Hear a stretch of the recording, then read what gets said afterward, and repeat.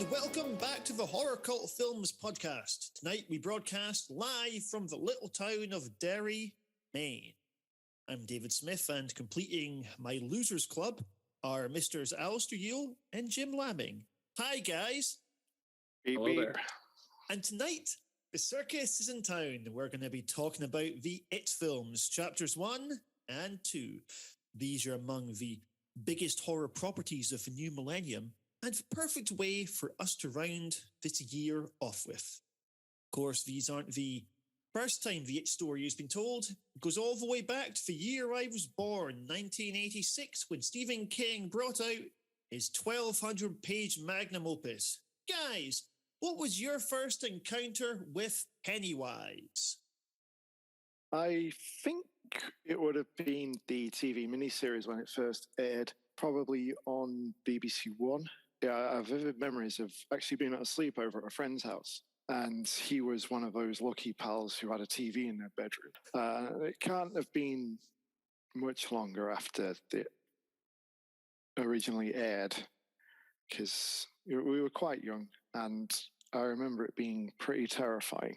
I think they were played on consecutive nights, and we watched the first episode when it aired, and I think he taped it the next day. So then when I went back round to his house, we watched the second part a few days later. And yeah, I can't have been much older than 8 or 9, surely. That was in 1990 that it first aired. Yeah. Aye. So yeah, you maybe it was. Bastard. Yeah. Let's say it's a repeat. But yeah, I remember it's being pretty terrifying. I've always vividly recall the part where they're looking at the old pictures and newspaper clippings of all the tragedies that had happened in the town, and that one of the picture that comes to life and is doing flips and so on down the street. Oh yeah, absolutely. And for a little kid, that was absolutely horrifying. Nowhere is safe. And in the following part, where he's in the insane asylum, and so Pennywise is in the insane asylum, and his head turns into a dog. Again, that's another one that stuck with me for years after seeing that. Just absolutely terrifying for a little kid that age that shouldn't be watching those, but always did. And yeah, ever since seeing that, it's made an imprint, because every time I watch it, those bits I always anticipate those particular parts. I mean, I know the bit with the storm drain is probably its most iconic scene, but yeah, those two always seem to stand out more. I completely agree with you on the photograph bit. Like, I was kind of the same. Me too.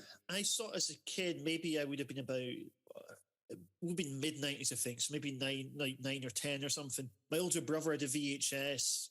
My older brother was like the sort of gateway into horror. You know, he's like, oh, this is Freddy Krueger. Oh, this is Pennywise, and so on.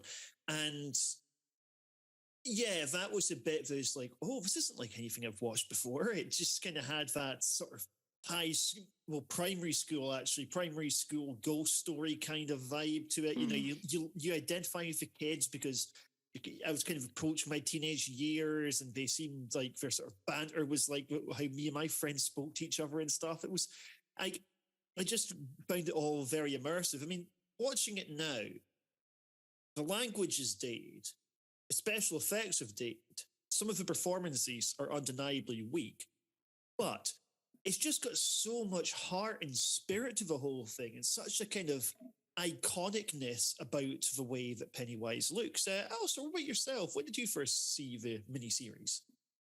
It was a good long while ago, and it was on TV, and it was done in 2 parts. So there's lots of ad breaks, the sort of safe spaces in between Pennywise, and I mean, Tim Curry really makes that miniseries something special. If it wasn't for him, I don't think it would actually be remembered for as long as it has been today. He's got a fantastic performance. He's Tim Curry for one thing, so naturally you're going to get that.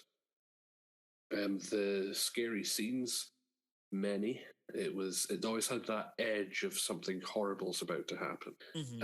Having now, of course, like read the book and seen the movies, there's some things that don't sort of translate as well. You can see it in the book and what the miniseries tries to do. And I mean, I would say the miniseries is more faithful to the book than the new movies were. But the one that I always thought was a bit goofy was having Pennywise appear in the moon when Henry Bowers is looking out and he's being like seduced by Pennywise, do my bidding for me. And that didn't work for me. There's like a few things I think in the miniseries that don't quite work. It is low budget. I mean, there's no A-list names in there. I think Tim Curry would actually be the biggest name for the miniseries. Yeah, I think he was quite a big bit of the draw for it. Like, I mean, when I first saw it, I had no concept of Rocky Horror Picture Show or anything. Like, I knew who Tim Curry was entirely because of Home Alone 2.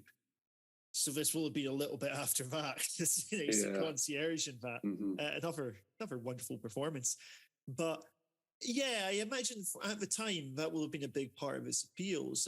Legend, I believe, was one of his other big ones as well. And oh yeah, I remember that. Mentioned the book. So I read the book for the first time a few years ago and I absolutely loved it. I don't want to comment on the movies yet, but I think my original viewing of chapter 1 was maybe slightly biased because I finished the book like a few days before it came out. Because the movies were coming out, it was like, all right, it's now or never. You're going to read the book before you see these films. And fuck, like I love Stephen King's books. And for me, in a career marked by brilliant books, this is the most brilliant of all of his books. Or I have his individual ones. It's not quite The Dark Tower, but hopefully we'll see the TV series of that soon. There's lots of rumors about Mike Flanagan, but it's one of his longest and one of his greatest works to date. I think the only one that immediately comes to mind as being heftier is The Stand, and that's the extended version of The Stand with 1,600 pages.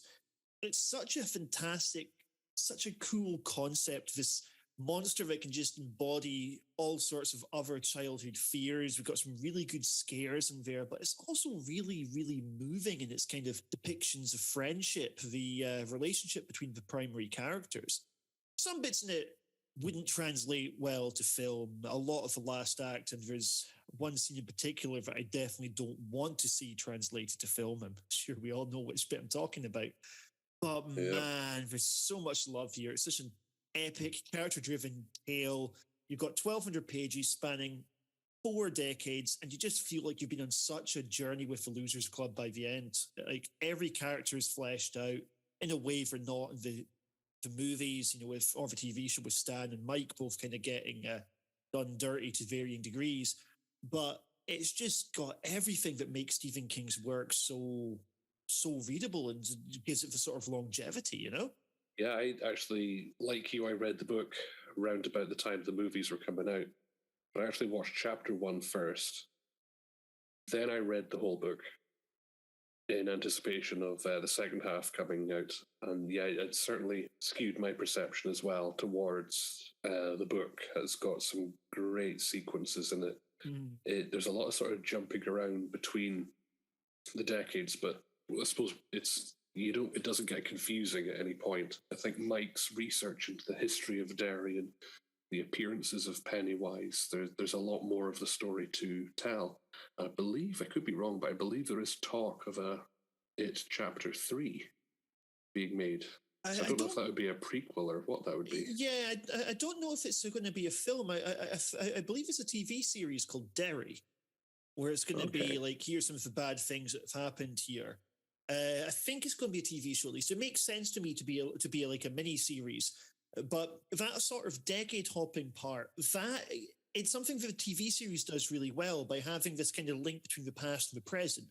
So it strikes me that like Stephen King's big theme here is, well, the childhood that people have, that goes some way towards determining the kind of adults you grow up into. You see the sort of neuroses they carry on to adulthood.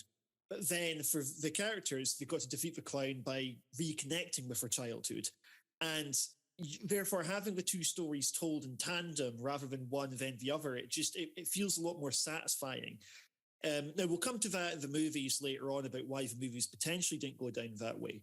But for the TV series, I was really impressed with just how well it captured this aspect of the book. These kind of links between past and present, these links between adults and the child the children that birth these adults, you know? Yeah.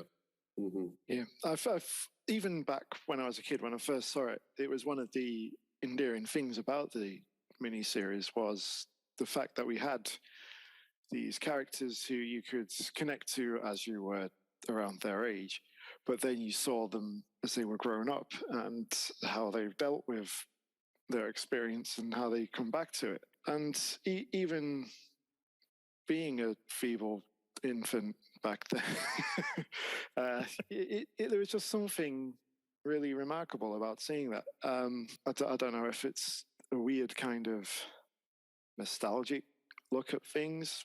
Was nostalgia a thing when you're a kid? But yeah, there's just something relatable and also something intriguing about seeing what these kids are like when they're an adult. I think the 1950s is, for whatever reason, it's a decade that seems to be, on screen at least, sort of associated with innocence. You know, like the sort of white picket fence, America, the idea of feeling a little bit invincible, kids playing outside, that sort of thing. So I think there's something quite inherently interesting about corrupting that. You know, in that respect, the setting certainly helps. It gives the kind of small town mom and pop style feel. Although, which of the losers was your favourite? Was when I was younger, the one that I connected with most was Eddie.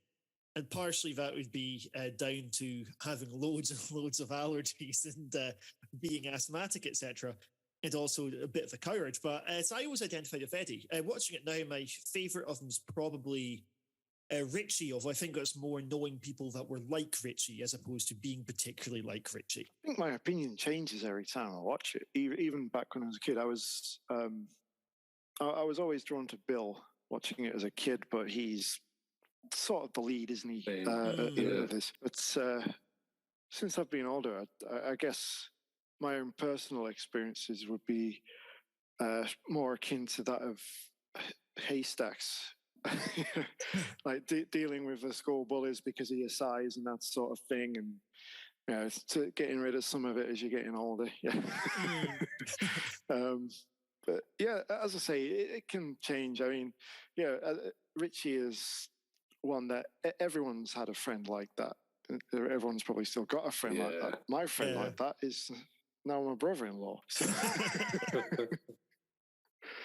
I think there are a good group of people, a good group of characters that all have some aspect to them, and that someone in the audience will be able to relate to at least one of them. I suppose it might be, you could consider the boy band approach to characters, in that a boy band will usually have 4 to 5 members. There'll be the adventurous one, the playful one, the tough one, the sensitive one. There's one of them. Some girl will be out there, will fancy at least one of these guys. And I think with the It approach, I can't believe I've just compared it to the boy bands, but I've gone and done that. That's a thing I've now said.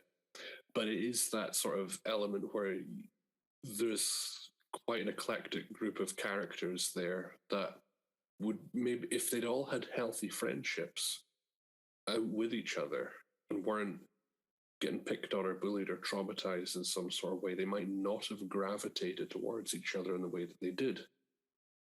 But they did, and they found, I mean, they are technically a support network for each other.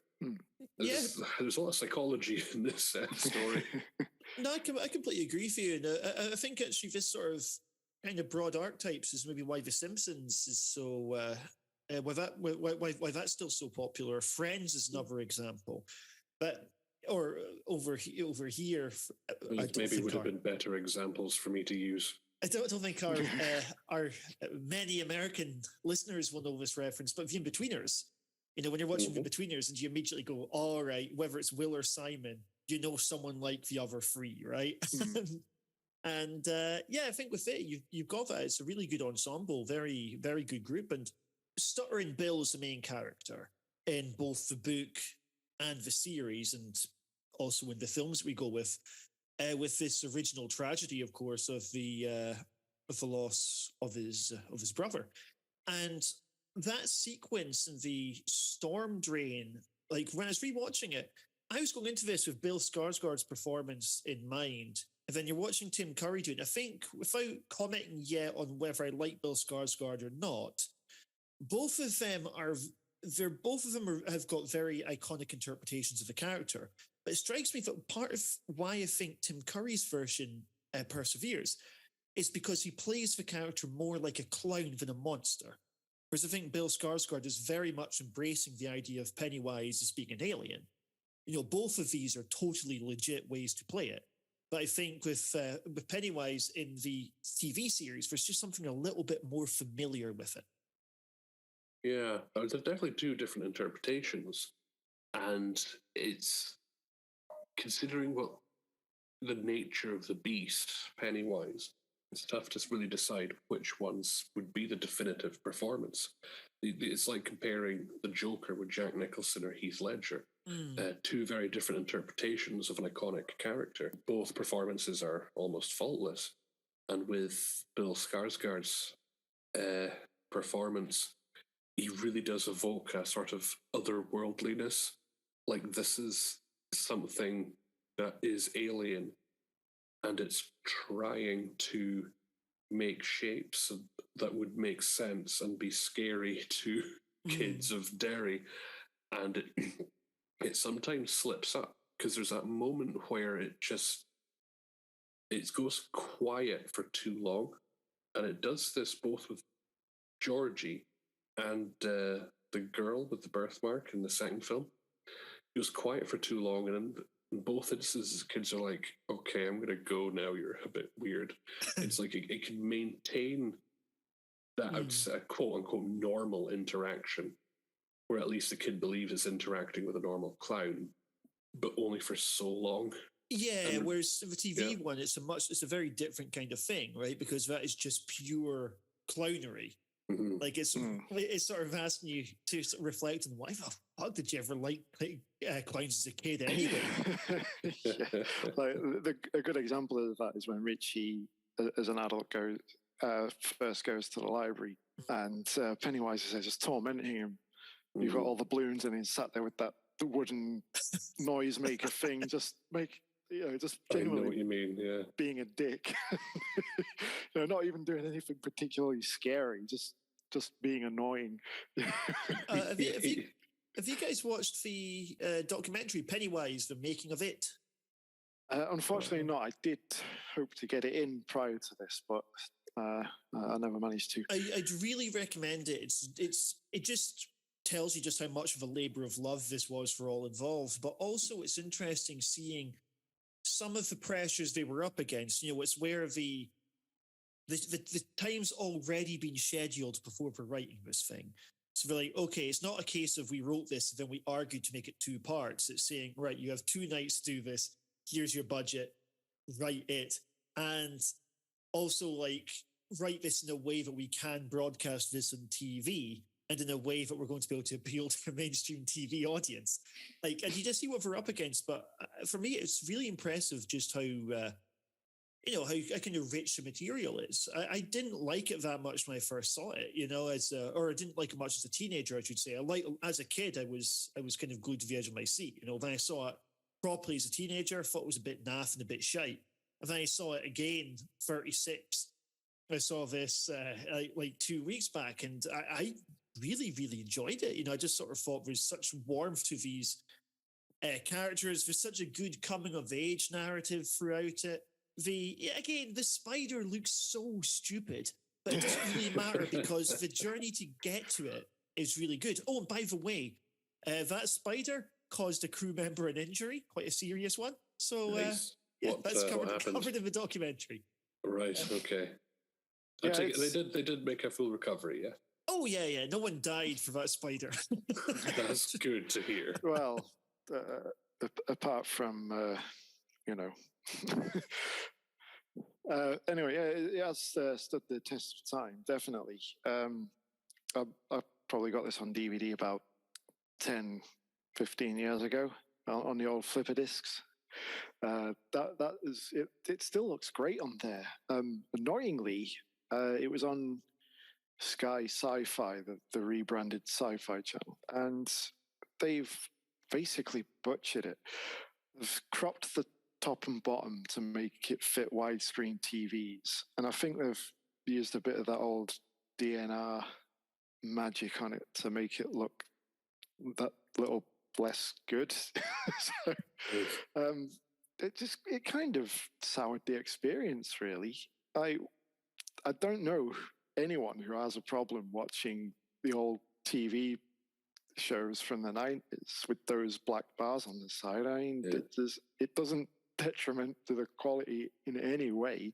So trying to retrofit it for modern TVs just made it look worse. And yeah, as I say, it just made my experience a little more fun than usual. But watching it on the DVD, it looks cracking still. So I got the Blu-ray of, got a box set. It's got It, the miniseries, Shining, and the 1970s movie version of, I think it was 70s, it's Toby Hooper version of Salem's Lot anyway, which is also a brilliant TV movie, so strongly recommended. Folks, let's move on from here to talk about the first of the movies, It, Chapter 1.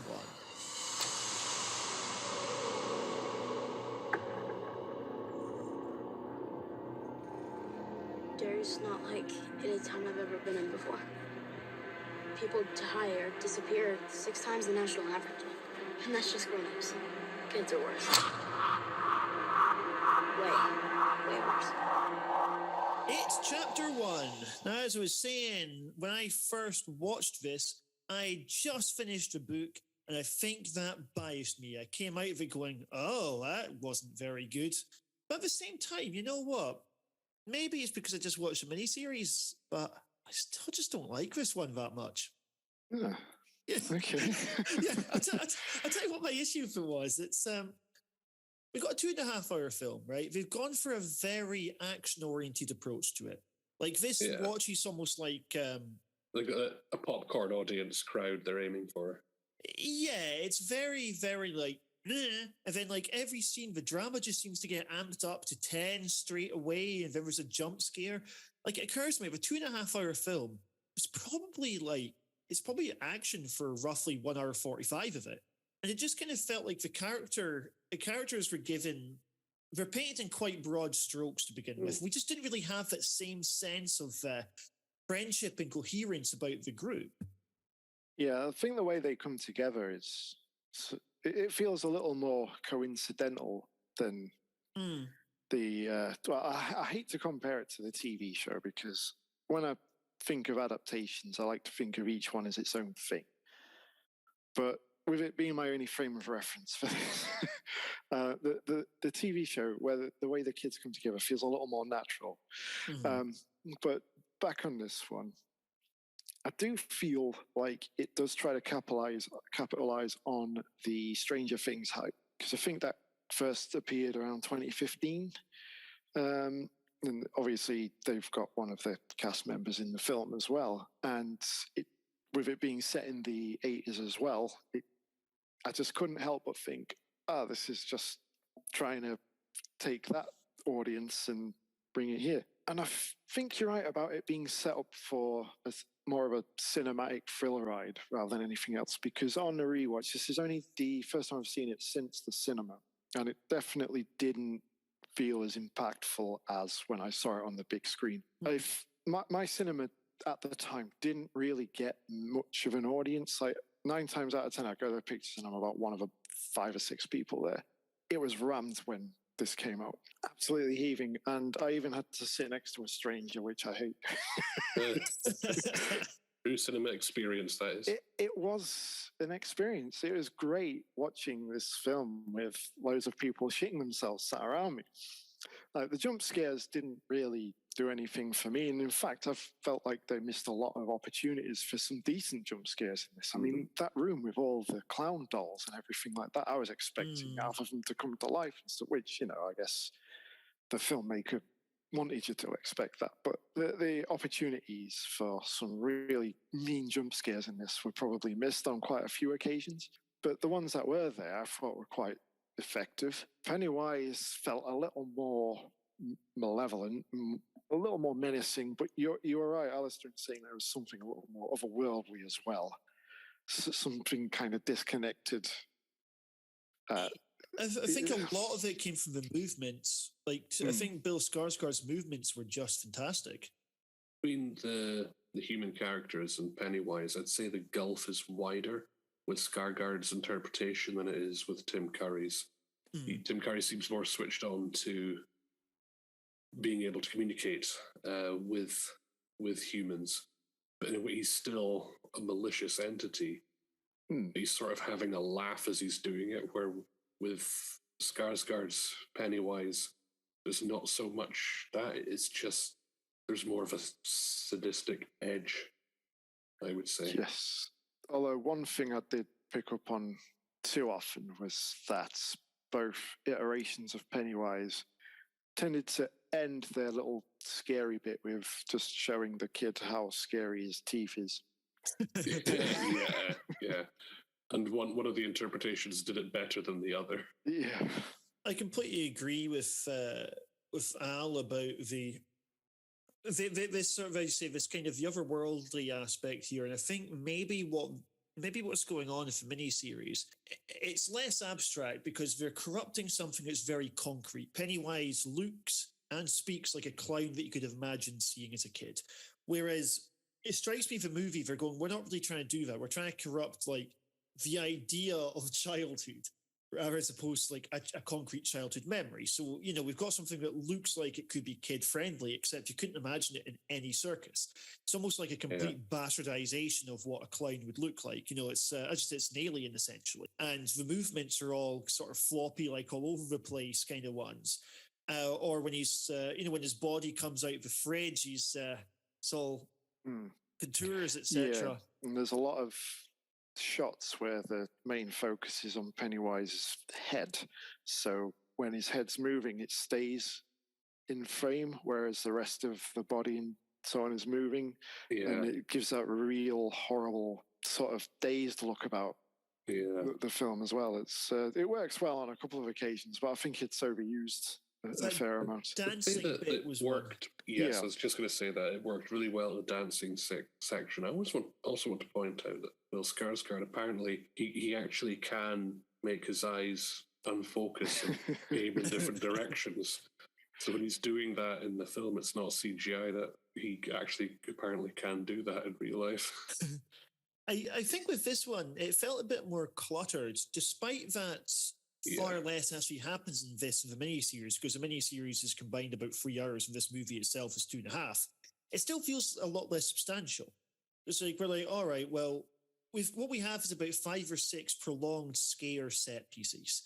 Like the sequence where we're all going into the big scary house. Whereas I think with the miniseries, they're not just using this to compare them. It's more just about I'm more making a comment on the rhythm of horror scenes. It feels like in the miniseries, we're going, okay, they're short, they're punchy, and what we stay with is the tension that's generated with the characters. Whereas this was more like, we're going to thrill the audience. And it's fine. It's just you go, well, for 2.5 hours now, Pennywise has repeatedly failed to kill like 7 children. And that makes him less scary as opposed to more scary. You're right, because by the time we get to the haunted house bits, it's apart from when Eddie falls through the floor and he's broken his arm, he's vulnerable because he's literally injured. But there's none of the others you feel like there's any real danger towards them. The jump scares, there's too many of them, and Pennywise kind of does lose his threat value. Like the introduction with him killing the boy Georgie, that's a hell of an introduction. That's a whoa, like bloody hell. But then throughout the frequent jump scares that happen afterwards, presumably Pennywise trying to scare them to then eat them. But then he doesn't get round to the eating them. He's just scaring everybody. So like kind of, it does diminish his threat value, I would say. It's a strange one, because I think what we're trying to get at, like the first movie strikes me as a movie that's a bit embarrassed by its source material. But I think what we're trying to get at is saying, well, the friendship of the kids is what makes them unkillable to Pennywise, right? Because the book certainly goes down that avenue about why he's unable to kill them because of the strength that they have as a collective. The thing is, But we also see Pennywise killing other people during the course of this movie and the next one, but he doesn't kill them. Now, if they have a line of dialogue to explain that, I can't remember what it is. It's the bit where he's talking about how, like, the sweet smell of fear or something. You know, it's that sort of idea that he's playing with his food, essentially. He's trying to get him to taste extra scrumptious when he eats them. But it just, I think one of the worst things about this movie is the way that, you know, at the end, where in the miniseries, but also the book, importantly, they do the magic bullets thing to defeat him. I couldn't believe that they took that out of it. Because you're watching going, okay, so that for me really works. It's that thing about a child's imagination can be a scary thing because it creates all these horrific monsters like Pennywise, but it can also be a thing that can help and empower children. In this case, it can make the bullets. I like the idea of the double-edged sword of the idea of this is an alien creature and it's using people's imaginations against them, but then it works the other way as well. Like using, because when it assumes the form of a werewolf, it gets badly injured by silver. Like something like that actually works, and that imagination of children can be used for good. It was, I think, an important theme in the book. I want to say as well that the miniseries stuck quite closely to the source material, and this one sort of, like at least chapter 1, certainly deviates from the book quite substantially. In that a lot of these jump scares are, I think they read the book and thought, this gives the filmmakers ideas to do other stuff and not what was in the book.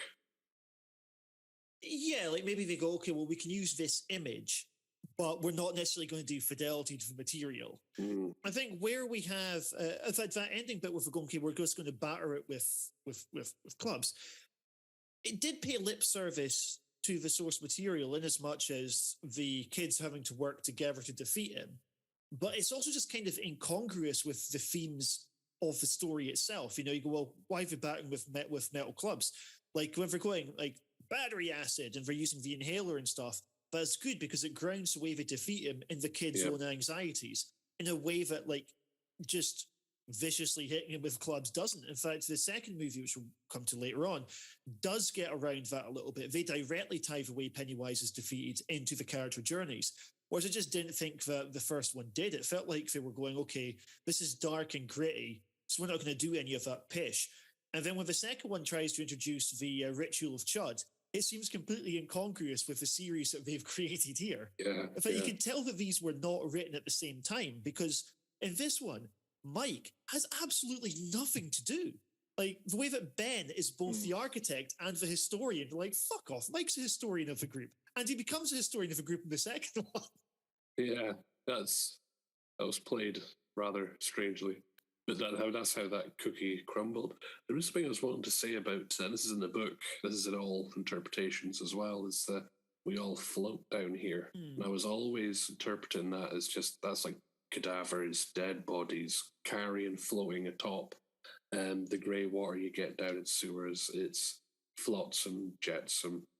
It's chapter 1. I really like the scene where they get down to the not quite but almost Pennywise's home, and there's this tower of corpses, and some of them are circling and floating.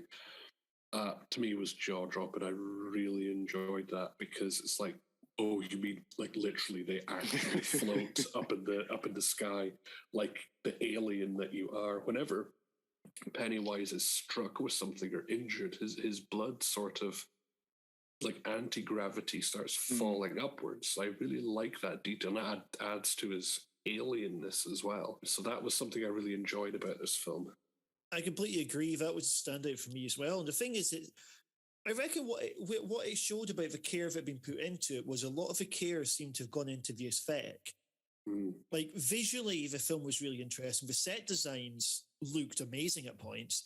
And I think the special effects were really good. Frankly, if you took the budget for these and gave it to the script of the miniseries, you need to have like a really nice film. There is still a lot to like about this one. And I think most of it just comes down to the kind of the mood of the performances are all really good as well, actually. All the main kids, all the cast are very good. And whilst I did think a lot of the storytelling just came down to, all right, so we're going to have we're gonna have Ben and Beverly and Bill all exchanging looks of each other, trying to make you like really invested in this relationship, which I didn't really give a shit about, right? Like even if the book, it's just a bit creepy how much they're all still fancying each other, like like 27 years later. But at the same time, I think here, because there wasn't really all that much character drama going on, and it felt like they were lapsing too much into melodrama. Like the same thing with Beverly's dad. Now Beverly's dad is written as an absolute piece of shit. What's interesting in the book is we get this kind of conflict in the character. He is a cunt. He is beating up his daughter. We also know that in the book, at least, there's moments where the character hates himself for doing it. And I think that makes him, doesn't excuse what he does, obviously, but it makes him more interesting as an antagonist, whereas there, he's just there to be another violent force in a film full of violent forces. I found his scenes to be skin crawling in a way that Pennywise's weren't. Because that's a realistic villain right there.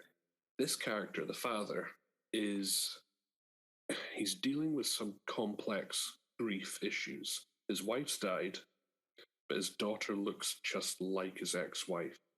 He's dealing with complex emotions, and this is important, he is handling it atrociously. He keeps asking her if she's his little girl. There's a scene where he asks her to close her eyes and he douses her in her mother's perfume. That is ick. That just makes me want to retch. But, I mean, obviously this is damaging to the Beverly Marsh character, but for the father himself, like, mate, you're a wounded individual, and by doing this, you're keeping your own wound open. This is benefiting nobody.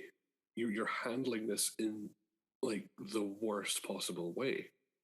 And you can only imagine that there would be somebody out there that would handle that process, that type of grief, in that destructive fashion that's destroying what little is left of the family that you have. See, I actually think with the way that you described it, I think you've made it sound better than I thought it was when I was watching it. But I just sort of thought It's not good, David. It's not awful.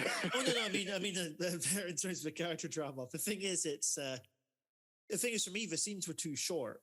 I didn't really feel like I got much of an impression of them. And don't be wrong, it sounds like you got more of the character than I did. For me, I was just like, it's a bit like when her husband comes into the second one. I don't know. I just wanted to just a bit more, less of a sort of we need to get to the next scare scene. Just give the characters time to breathe here. The Henry Bowers character, I really liked the miniseries performance because he didn't really look like a typical bully in it. But I like that in both of them here, we sort of get a bit of Henry Bowers' home life, whereas Dad's even worse than he is. You know, we get the idea of Henry Bowers that this is almost like a persona that he has to put on. You know, his dad treats him like shit, and he's like, all right, well, I've got to be top dog myself, and that means to get my dominance, I have to treat other people like shit. So you got that nice line of the series where they're saying, we're going to tell your dad, and then suddenly Henry's like voice quivers. He's like, oh no, right? And this one, you know, the dad comes in and starts humiliating him in front of his mates and stuff. I think bits like that were really good because it sort of said it doesn't really matter how scary Pennywise is. But as you were saying about Beverly, it's not, Pennywise might be scary, but growing up is scarier. And I guess in a way it humanized Henry, which we've got to be able to do to some extent because Henry does just casually try and kill Mike in like the second scene of the show. Yeah. You know, of the film, sorry, you know, where he's trying to run him over. And you're like, huh? He's also carving his name with a knife into Ben's body. And that's quite a brutal act. But my problem is, what was Henry Bowers' long-term strategy here? If you carve your name into him, he goes to the police, everybody's going to know that you did this. Because I was framed. He did it to himself. He carved my name into his own stomach. It's just to frame me. And nobody's going to buy that. It was because he got the H done, didn't he? And then he didn't get any further than that. That was because of Ben's smooth moves, you know, like managing to kick himself off and do a backflip over the bridge. That was pretty neat going. I did like we've got his mate Patrick Hockstetter, who in the book is an incredible chapter about him. It's worth reading a book just to see a bit about solipsism. But we've got him going, oh wow, this is a bit dark for me. We just wanted to rough him up. And I liked that the sort of hierarchy we have here, that they recognise Henry's a fucking psychopath. I just realised that the thing about carving your name into Ben's body or his abdomen, like Henry Bowers, there's no I or J there. There's nothing to dot. There's nothing you can do with the belly button. You know what I mean? Yeah, they in this film particularly, they're very good at being the 80s douchebag bullies. They've captured that really well. Shades of pretty much every film I watched growing up, which had horrible school bullies in, particularly where they're pursuing them through the sewers. Yeah. It's good that like Pennywise doesn't actually differentiate between the bullies or their victims. Because he kills Patrick Hockstetter. Pennywise selects his victims rather, arbitrarily. We get some quite nice humour in this. Like, I quite like the New Kids on the Block poster, for instance, that Ben's embarrassed about. The bit where that girl in the chemist writes loser on Eddie's cast, she changes to lover. It's quite a few bits like that just although they were trying to go dark and gritty during it, there's little bits of levity I think were quite welcome, and they did kind of remind us that this is still a story about children. These are kids, and some of their dialogue, like I was laughing out loud when they're in the sewer and one of them's talking about, like, do you sit on the same toilet seat as your mum? Yeah. Well, then you've got craps. Like, that's just that silly child logic used for, like, you couldn't show that kind of conversation in, say, a Harry Potter or something like that. But kids do talk like this. Stephen King has captured that in his book, and I don't think that particular quote is in the novel. I found that quite funny. That sort of that logic that misses a few of the steps. Some nice bits of Richie at the beginning. It was your mum joke as they're walking into class at the start. It was bits like that was really funny. And also, I like that they swear in this, which in the miniseries they don't, because they've got to show us 9 o'clock. And here, they're just like, no, they speak like real kids would. On that, a really small thing that irritated me: beep beep Richie is never said by any of the kids to Richie. It's said by Pennywise to taunt him, but it doesn't really make any sense because we haven't seen the kids say it to begin with. That's not established. Yeah, I was sat there waiting for it because in the TV show, they overuse it, in my opinion. But here, in the book, they overuse it too. Here there's nothing until Pennywise says it in that room full of clown dolls. And there's just no context to it whatsoever. We get it in the sequel as well, so it almost seemed like we're going, like, I think Al's right, there probably is a deleted scene of this, but the idea that you would delete a scene that advances one of the things the characters say, I reckon would sort of show the action-first approach to how they paced this movie. Yeah, that's what I'd be in service to. In the miniseries, they do take time to establish this. They do say this is like a bit of a group catchphrase. It's one of the things the group say because presumably Richie is always going off and doing a Richie thing.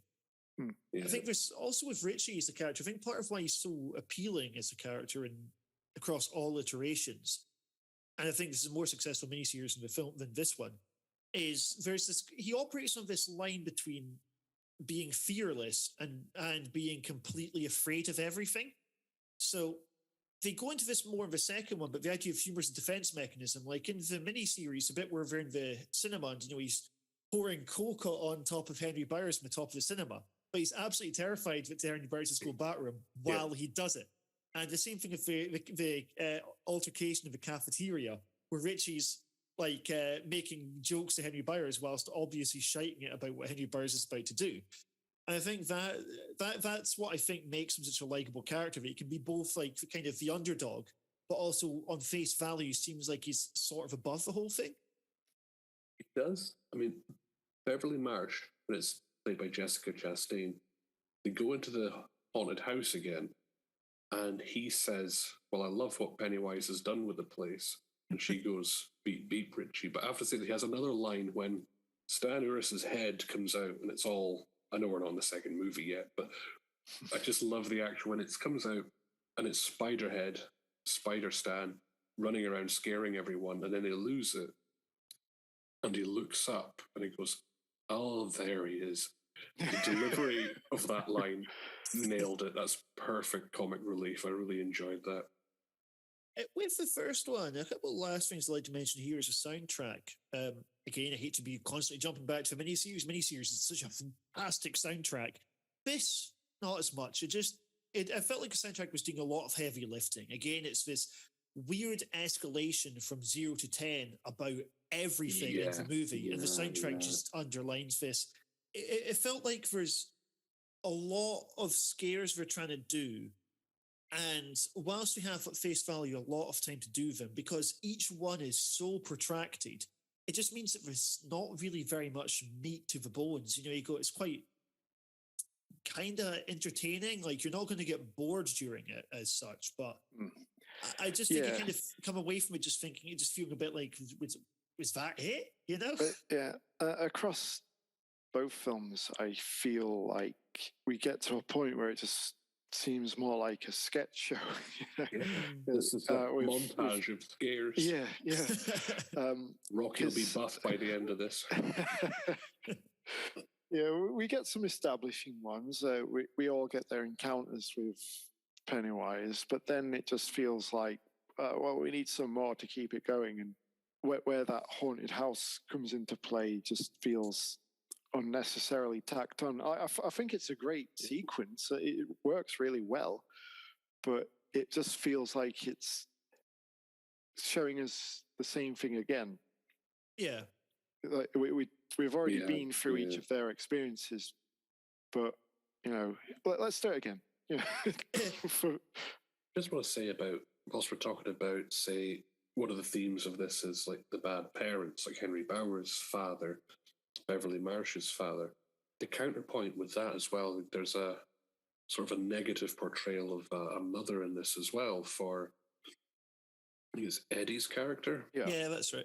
Who, like, she forces him to give her a kiss on the cheek in front of his friends as he's walking out.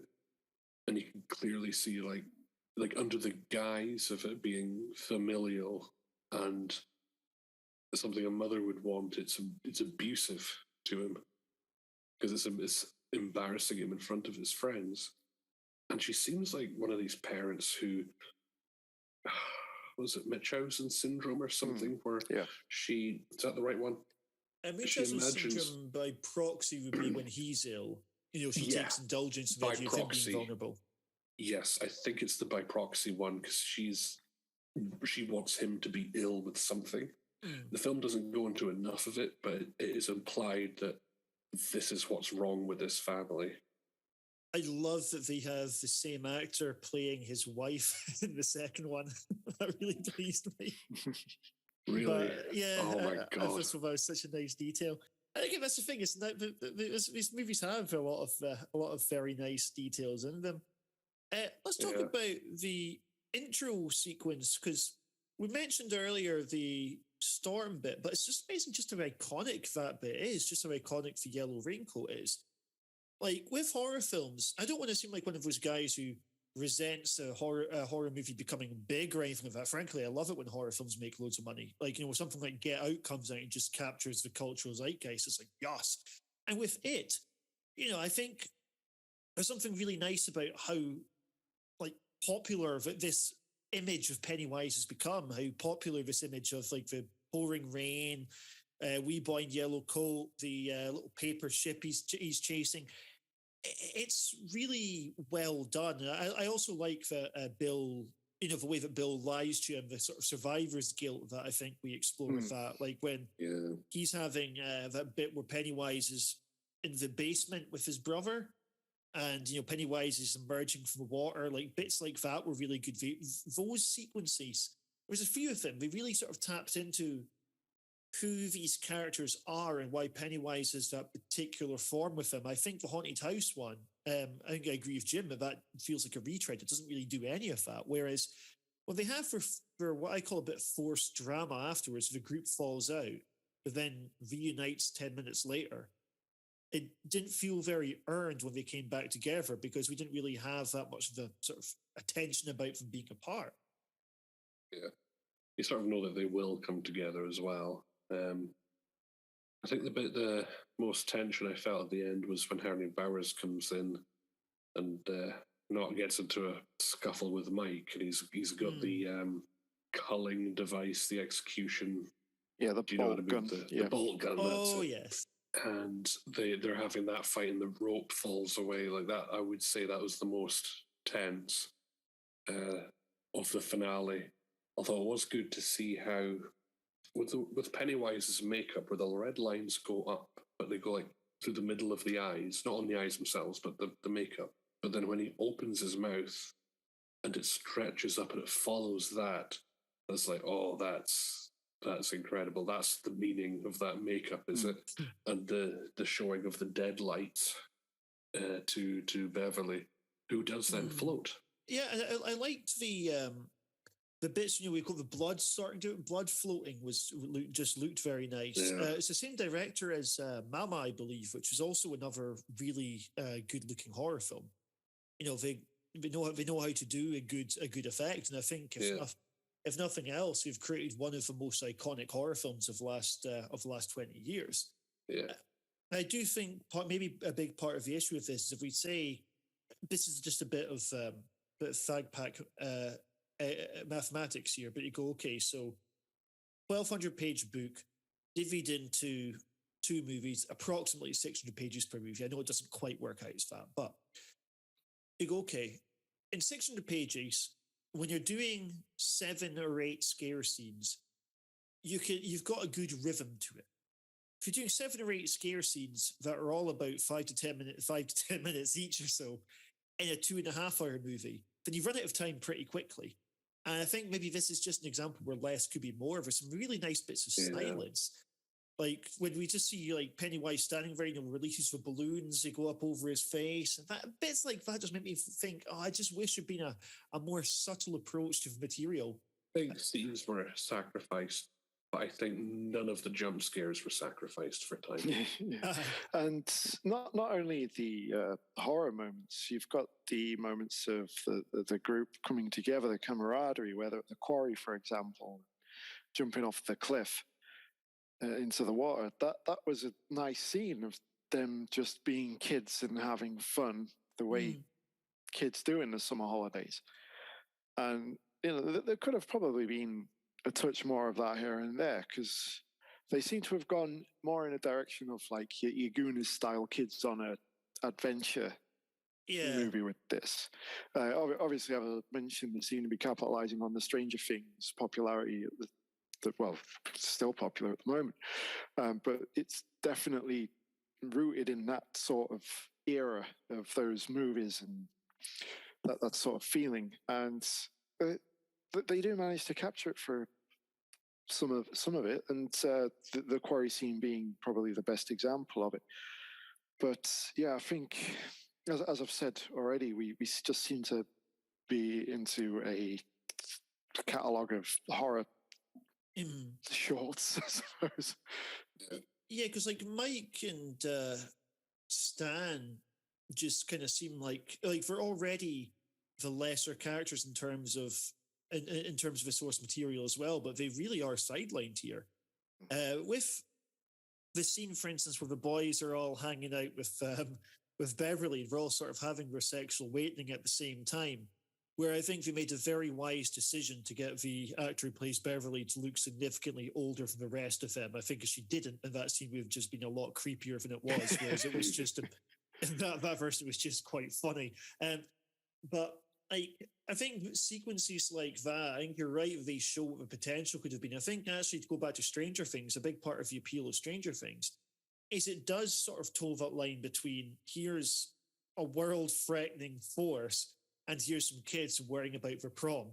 Or like Yeah. Buffy the Vampire Slayer or Spider-Man managed to do this as well. You know, that sort of tension between living a normal life whilst you're in extraordinary circumstances. And yeah, basically, I appreciate a lot of the technicality, there's a lot of the technical skills that go into this movie. I appreciate a lot of the design, but I think it's a 3-star film, if that. Ooh. Yeah. Our ratings now, are we? Yeah. How many Pennywise noses are you going to give this one, Alistair? Pennywise noses. Hong Kong. A 4-star. I did enjoy it. I do appreciate it's deviated from the source material, but it was still good to see another interpretation of the Pennywise character and seeing people's Halloween costumes now, and how this new iconic look of Pennywise has, you know, become as popular as like Mike Myers or Jason Voorhees is interesting. This film's done a lot, I suppose. It's a big budget horror film, and I do appreciate that. It's I was never expecting it really to be kind of the movie that I wanted from the book, but as I say, I saw this film first, then read the book, and then saw the second chapter. I did enjoy it. Yeah, thematically, certainly it's a swing and a miss, but yeah, 4 noses for me. What about yourself, Jim? Hold on. Honk. Yeah, 4. Yeah. Well, I've got to say, when I went to the cinema, I enjoyed it a lot more. It's definitely a big screen experience that can't translate as well to the small screen. But it's still a very good film, well made, great actors. For the most part, it's a really good time. But yeah, 2.5 hours long is too long for this film. I think I gave it 5 stars when I saw it at the cinema, and it was a thrill. But yeah, watching it on TV just diminishes that little bit. You know, actually, one thing I should ask before we move on to the next one is, I think we talked about some of the scare scenes in quite broad terms. So what was your favourite of the scare scenes? My favourite was the projector bit, I think was the best one. Oh, yeah. I quite liked the, I think it's with Ben, when he's in the library and you see what looks like a corpse standing up on the stairwell, but you just can't quite see the top. And then as he's leaning down to have a better look, you see that there is no head, which I thought that was quite a good reveal. I liked it. I liked the ominous red balloon just floating across the library as well. Yeah, I think when I first saw it, I would say the room with all the clowns, because at the time you're seeing it for the first time, and this could go anyway, and just the dread at that moment was unbearable. Seeing that in the cinema, and on repeat, it's as I said, it does diminish it somewhat, but at the time, just being in that situation, you thought, fuck this, this is bad. There's something always exciting about that fresh viewing of a horror film when you don't know what's going to happen next. I liked in the house, the bit with the 3 doors I thought was very nice. Yeah, that bit was so good. They did it again in the second film. Because they thought we could do this better. And they thought, we'll just do it again, but better. Like, what I think that scene in the second film is what we should have done that in the first film. Aye, it's a wee dog they have, isn't it? Yeah. And Betty Ripson's legs also are credited in the second film. The painting bit was okay, even though The Conjuring 2 did a much better version of the same scare.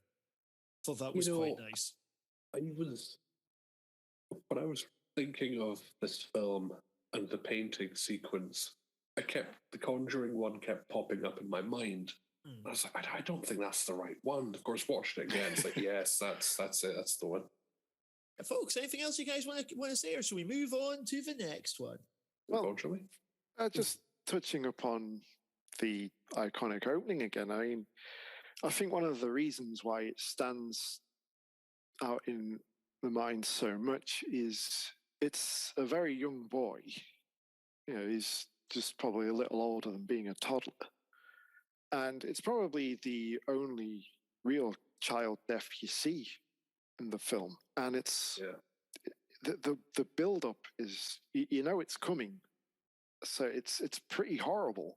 And then, unlike the TV show where it cuts away and leaves it to the imagination, this one is a lot more visceral. We see Pennywise literally tear his arm off, biting into it, and the kid, is trying to crawl away, and then gets dragged into the storm drain.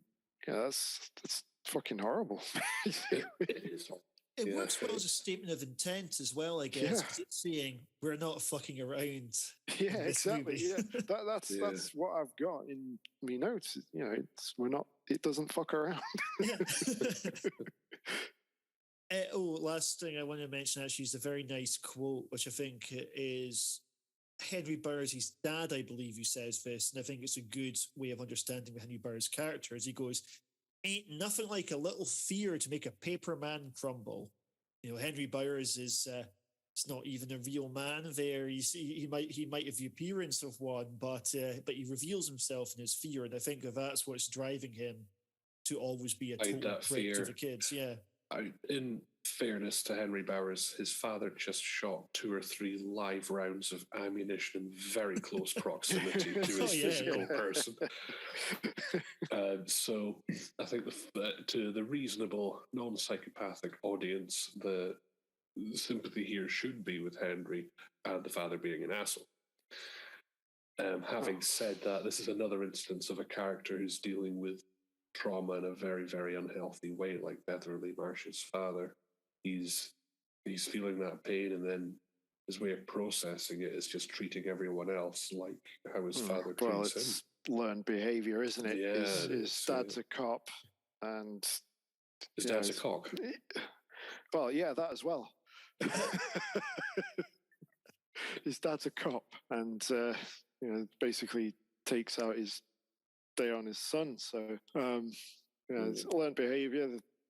His dad can get away with it, so he's passing it down to the kids younger than him. Yeah. As Stephen King himself says often, "Ka is a wheel." And let's see if we go full circle with the following one, which is It, Chapter 2. We didn't stop it. Pennywise. The clown. We can't let it happen again. Hello? Kid!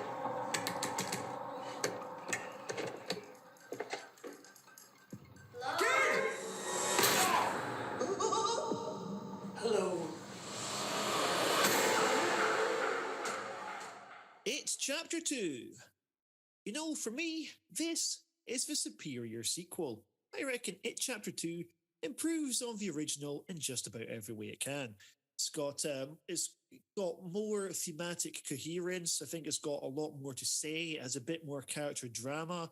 I think the scare scenes we get are even stronger. Basically, for me, this is just a much more appealing package. It taps into the emotion of the main piece, and I think we get so much out of this by seeing both timelines occurring as well, and then kind of informing each other. Even if we get some inconsistencies, like as I said, Mike is now reimagined as the story in which he always should have been. And even if we get some absolutely horrendous CGI on the face of young Richie, young Finn Wolfhard, where they've done away with his stubble or whatever. Despite these bits, the de-aging, I think this split timeline just feels much more complete, and for me, it just it helps make this a stronger piece overall. What do you guys land of this one? Are you impressed with this one? Because I know quite a lot of people really didn't like this as much. First, I want to give a fun fact. These are the youngest actors ever to be de-aged. Never even thought of that. And I imagine it'll be a while before that record's broken. Watching this at the cinema, I didn't even notice that they'd CGI'd the kids. It wasn't until I was watching it on TV the other day that this looks wrong. Uncanny Valley, yeah. I noticed it in the cinema. I noticed it with Ben. I think he was, because I don't know, his eyes, nose, and mouth just didn't quite line it up with his face or something. So, what do we make of this one? Is this a good film? Is this a bad film? What do you reckon first, Alasdair? Again, I enjoyed this one. I think there's a bit of like, is it the kid actors, child actors were in this a lot more than I thought they would be, because the book hops back and forth from youth to adult, and so on and so forth throughout the entire novel. And this, I thought, here's what they're doing: all the child actors at first, all the adult actors in the second one, and like something when at the very end of the film, the Losers Club, they look at themselves in a reflection in the window and they see all of them like as kids holding the bikes. And I thought, that's what I was expecting. I was expecting some form of cameo to the child actors in that sense. I wasn't expecting them to have as much screen time as they did, which is almost half the film. Certainly with the underground hut that they all have, like that feels like they wish they put that in the first film. Yeah. To Yeah, connect with this. there does seem to be a fair bit of retrofitting going on in this one. Like things they thought, oh, if only we'd have done this in the first film, let's shoehorn it in here. Yeah. So it gives the adult actors less time, less screen time to get to know them, get acquainted with them. It does take away from that, and some of them are just they're really good actors. A lot obviously they're all established actors. For the kid actors, their first time. Although I would say that Finn Wolfhard, who's also in Stranger Things, I think was a bit of stunt casting to get him in this film, but I'd say he was right for the role that he was given. Absolutely. Yeah, I think as far as the adult casting goes, it was very impressive. And I mean, I assume, don't get me wrong, as much as it seems obvious the film was going to make money now with just hindsight's 2020, you could, obviously when we were making this one, well, when we were making the first one, they wouldn't have necessarily known how big it was going to get, right? But when they're going, okay, we can now afford to have actors to the caliber of James McAvoy here, and Bill Hader for me was a standout one. I believe quite a nice trivia was Finn Wolfhard was asked which actor he would like to portray Richie, and he said Bill Hader. And I think Hader just connected so well with the kind of sadness of the character when he's older. Yeah. And McAvoy was like, he's always reliable. Like I maybe would have liked Bill to have a bit more of an edge to him throughout it, because I think they are more playing him as the hero this time around. But we've got some really nice sequences with him. I liked when he's speaking to Stephen King, incidentally, and in a very meta bit, Stephen King's all like, endings, not your forte, right? Which is, I would say Stephen King's undeserved reputation. I think with Stephen King, it's not so much the endings he doesn't do well as much as perhaps the climaxes of his story, like in terms of the beats. Some of them don't quite land. Like if you're describing it to someone and you go, then this giant spider comes out, it doesn't matter how great the prose is, it's a stupid idea, right? But at the same time, for me, the last 5 pages or so of it with the bicycle sequence, which doesn't appear here, that for me is stunning. It's Stephen King at his most evocative, his most beautiful as a writer. Yeah, do you think they kept going on about the fact he couldn't write endings just to set us up for, it's foreshadowing, isn't it? I think it might be a bit of a postmodern joke, actually, because the TV series is very well known for having a crap ending. So I think it's almost saying, you expect us to be shite, so you go, wasn't that bad. I quite like the way that they did merge the spider and the clown in this ending. So with the finale, Bill Skarsgård still got something to do. Whereas in the miniseries, they did do away with Tim Curry's Pennywise before the actual final climax. Obviously, with the thing being a shapeshifter, even the spider isn't what it really looks like. This is just as close as our minds are capable of understanding what it would look like.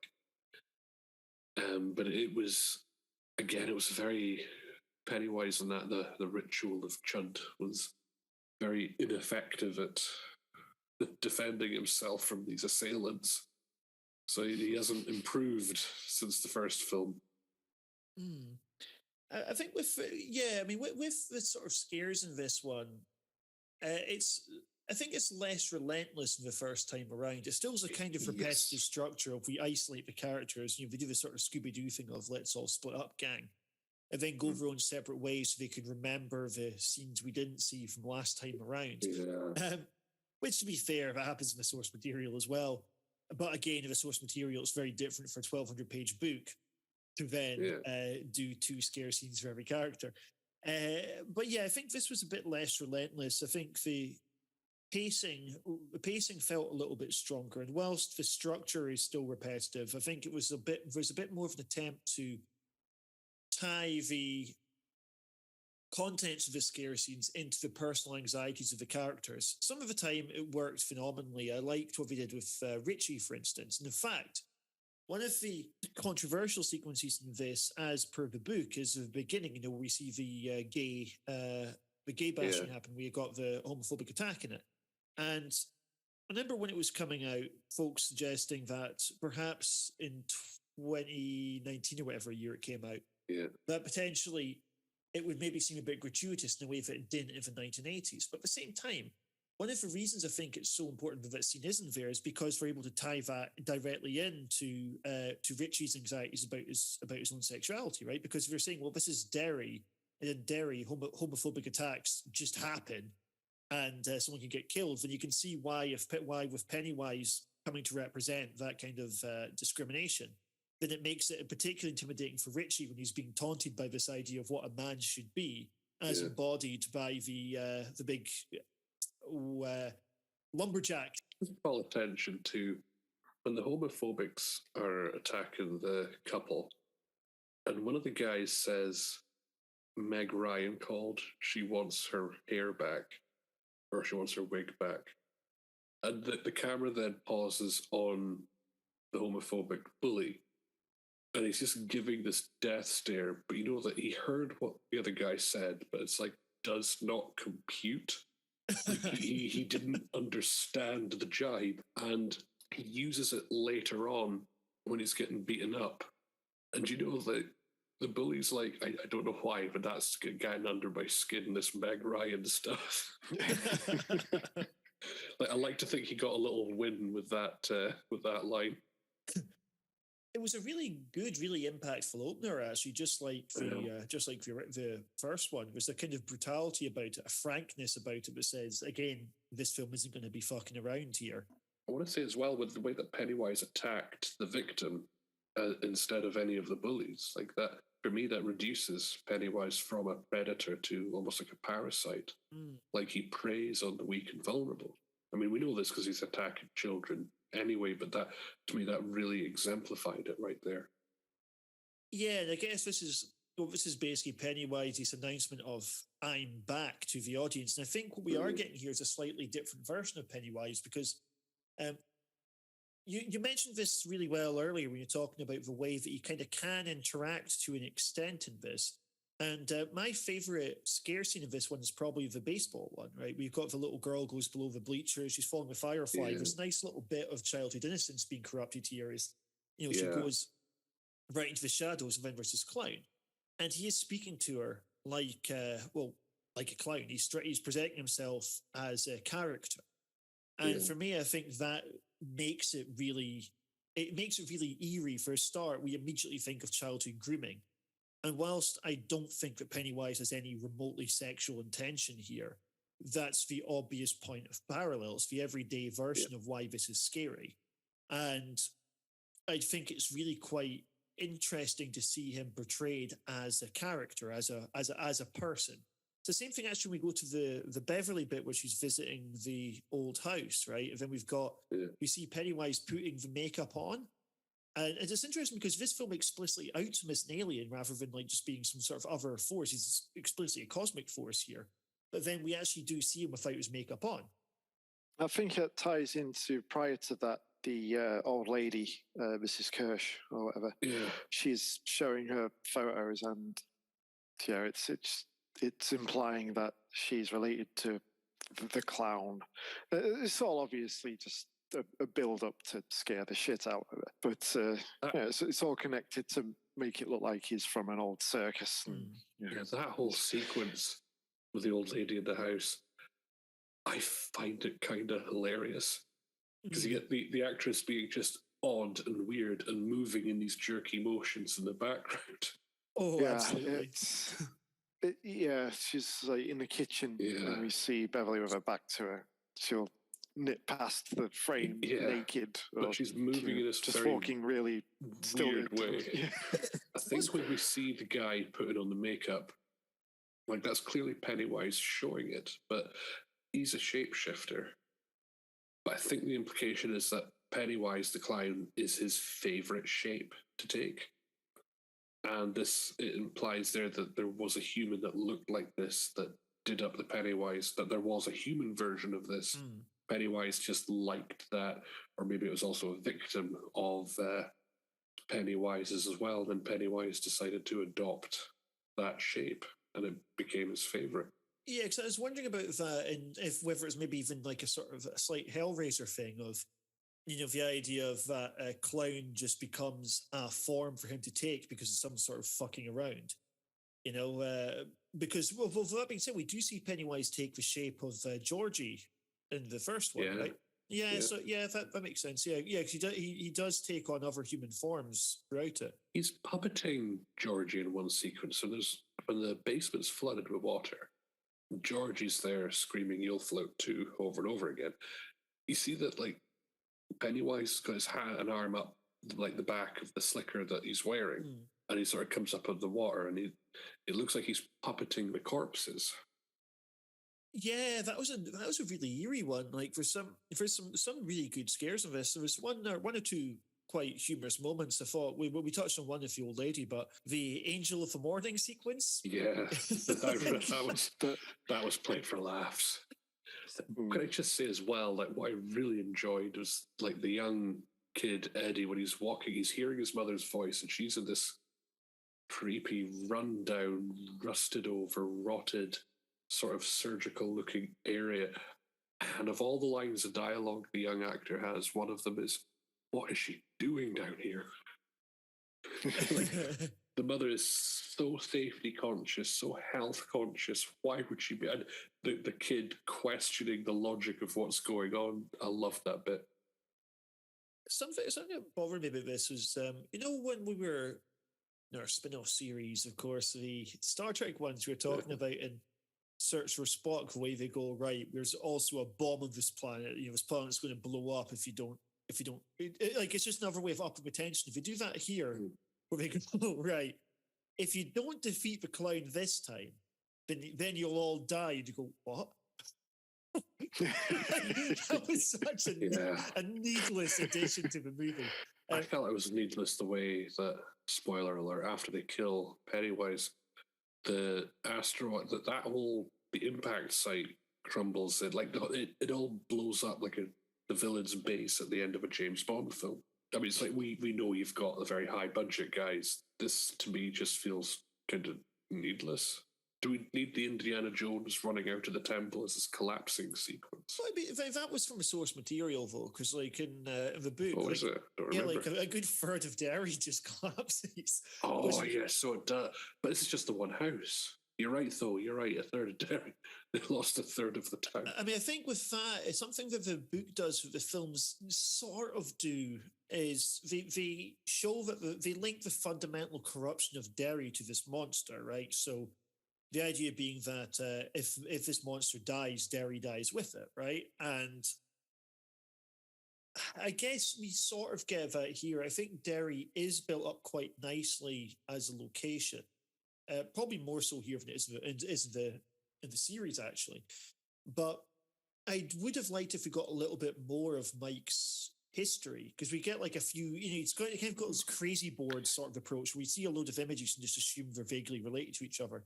But actually, out of the actors, the guy playing Mike was probably my least favorite actor in it, because I sort of thought that he played Mike as being completely unhinged. Like, Mike's losing his shit all the way through it. Which He's a progression of him losing his shit. But then with information that we know, he was presumably at that stage at the beginning and was just high functioning up until that point. Yeah, it does seem to be the most undercooked character, though.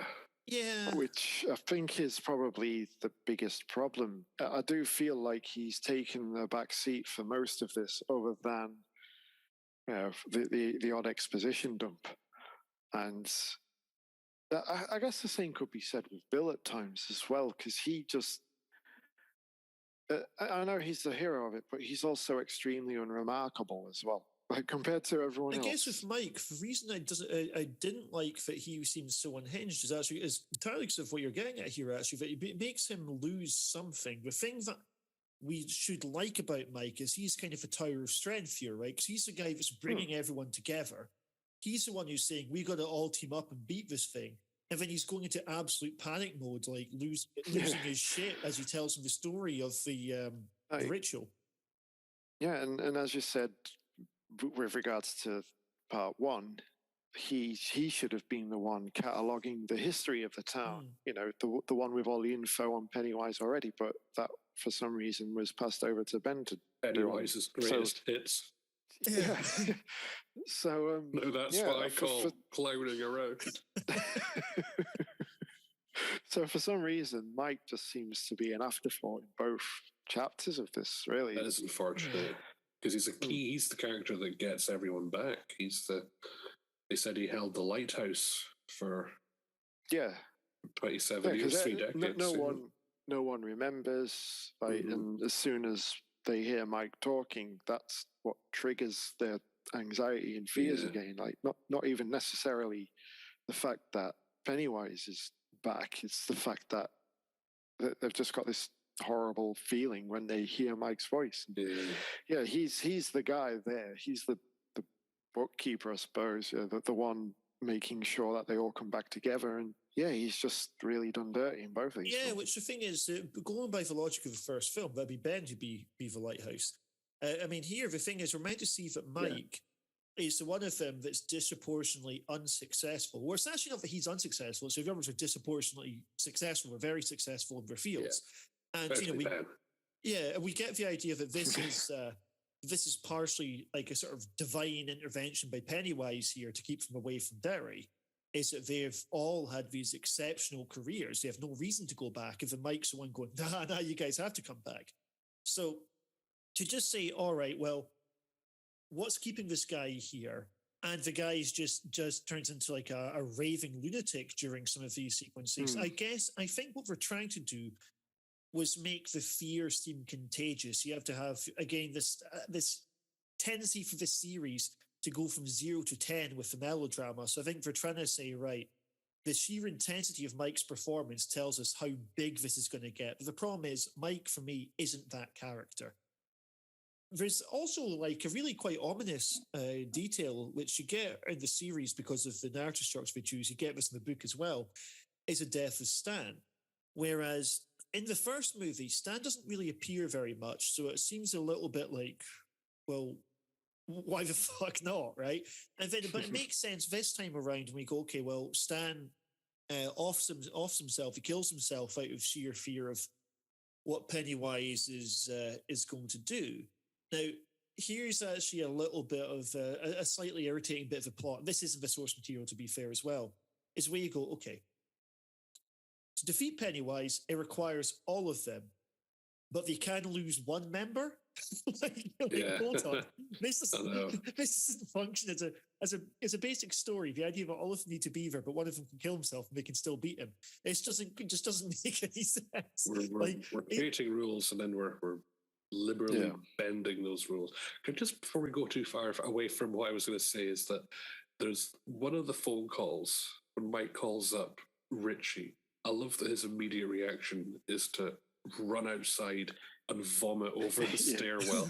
That's fantastic. Can you imagine having the power to, I could call this person up and I know as soon as they hear my voice, they're going to hurl. Yeah. Isn't that like one of about 3 or 4 scenes where Richie throws up? He throws up a lot, doesn't he? Although admittedly, we'll have to talk about the Chinese restaurant scene at some point, but I'm sure that's one of them as well. You guys seen Garth Mangy Start Place, yeah? Something this remind me of. You know the thing about how they could lose Stan but still win? Remind me of the bit where Dean Lerner specifies that he only had a little sip of water and that's why he didn't turn into an ape like the rest. Yeah. It's in script. And then you go, they have to have everyone there, but they can lose one. That's from the episode The Apes of Wrath. Fantastic episode, fantastic show. Um, yeah, so you mentioned the Chinese restaurant bit, and that's where we get all the characters back together. This, I think, was when we had quite a lot of kind of like breaking balls during this scene, with particularly with Eddie, who's the butt of everyone's jokes. But I think they still communicated a fondness. It still came through as quite genuine. I like that as it goes on, we get a bit more of an insight into, particularly with Richie and Eddie, how Richie's constantly picking on him, but in the way that like traditionally Older this brother would. No, because there's a sexual tension there. It's it reminded me of that sort of trope of like the boys teasing the girls in movies because they fancy them. And they're doing the same thing here, but it's two guys. And I thought that was all quite well done. It reminded me a little bit of Much Ado About Nothing, if I was going for high art, with their sort of slagging off each other, word games of each other. The difference is, of course, this is unlike Much Ado About Nothing. This is completely unrequited. Eddie doesn't have feelings for Richie in that sort of way. Eddie has his own wife, who's played by, as again, the actor who played his mum. By the way, I also want to point out he gets the phone call. He's driving along at the time and he gets the phone call, but he's on two lines and he's speaking with his wife as well. And her name begins with M, but he says, "I'll call you back, Mum." And he's like, "What did you call me?" Nothing. And I love that moment, that detail. And then he plows right into a taxi, I think it is. A great sequence. But then you see her as well, and that's the same actress. They must have put on a lot of makeup to make her the mother. But she acted it really well. It's like I did not clock that was the same actress. Oh, another bit of trivia like this actually is not quite the same, but when we get Ben at the beginning, we're meant to think of the guy we're seeing is Ben, although twist, it's not. It's the muscular dude. The person they have at the beginning taking the call, who we're meant to think is Ben, was actually Ben in the 1990 version of it. Oh way. No way. I would beg to differ with that due to John Ritter having died several years hold on. prior. I mean the young version of him. Oh, sorry. Yeah. Caught you out there, Jim. That would be a bit of a That's fair enough. But another thing, like, it's just going back to the whole casting of the adult versions. They've got a few of these absolutely bang on. Like Ben, he just had a few.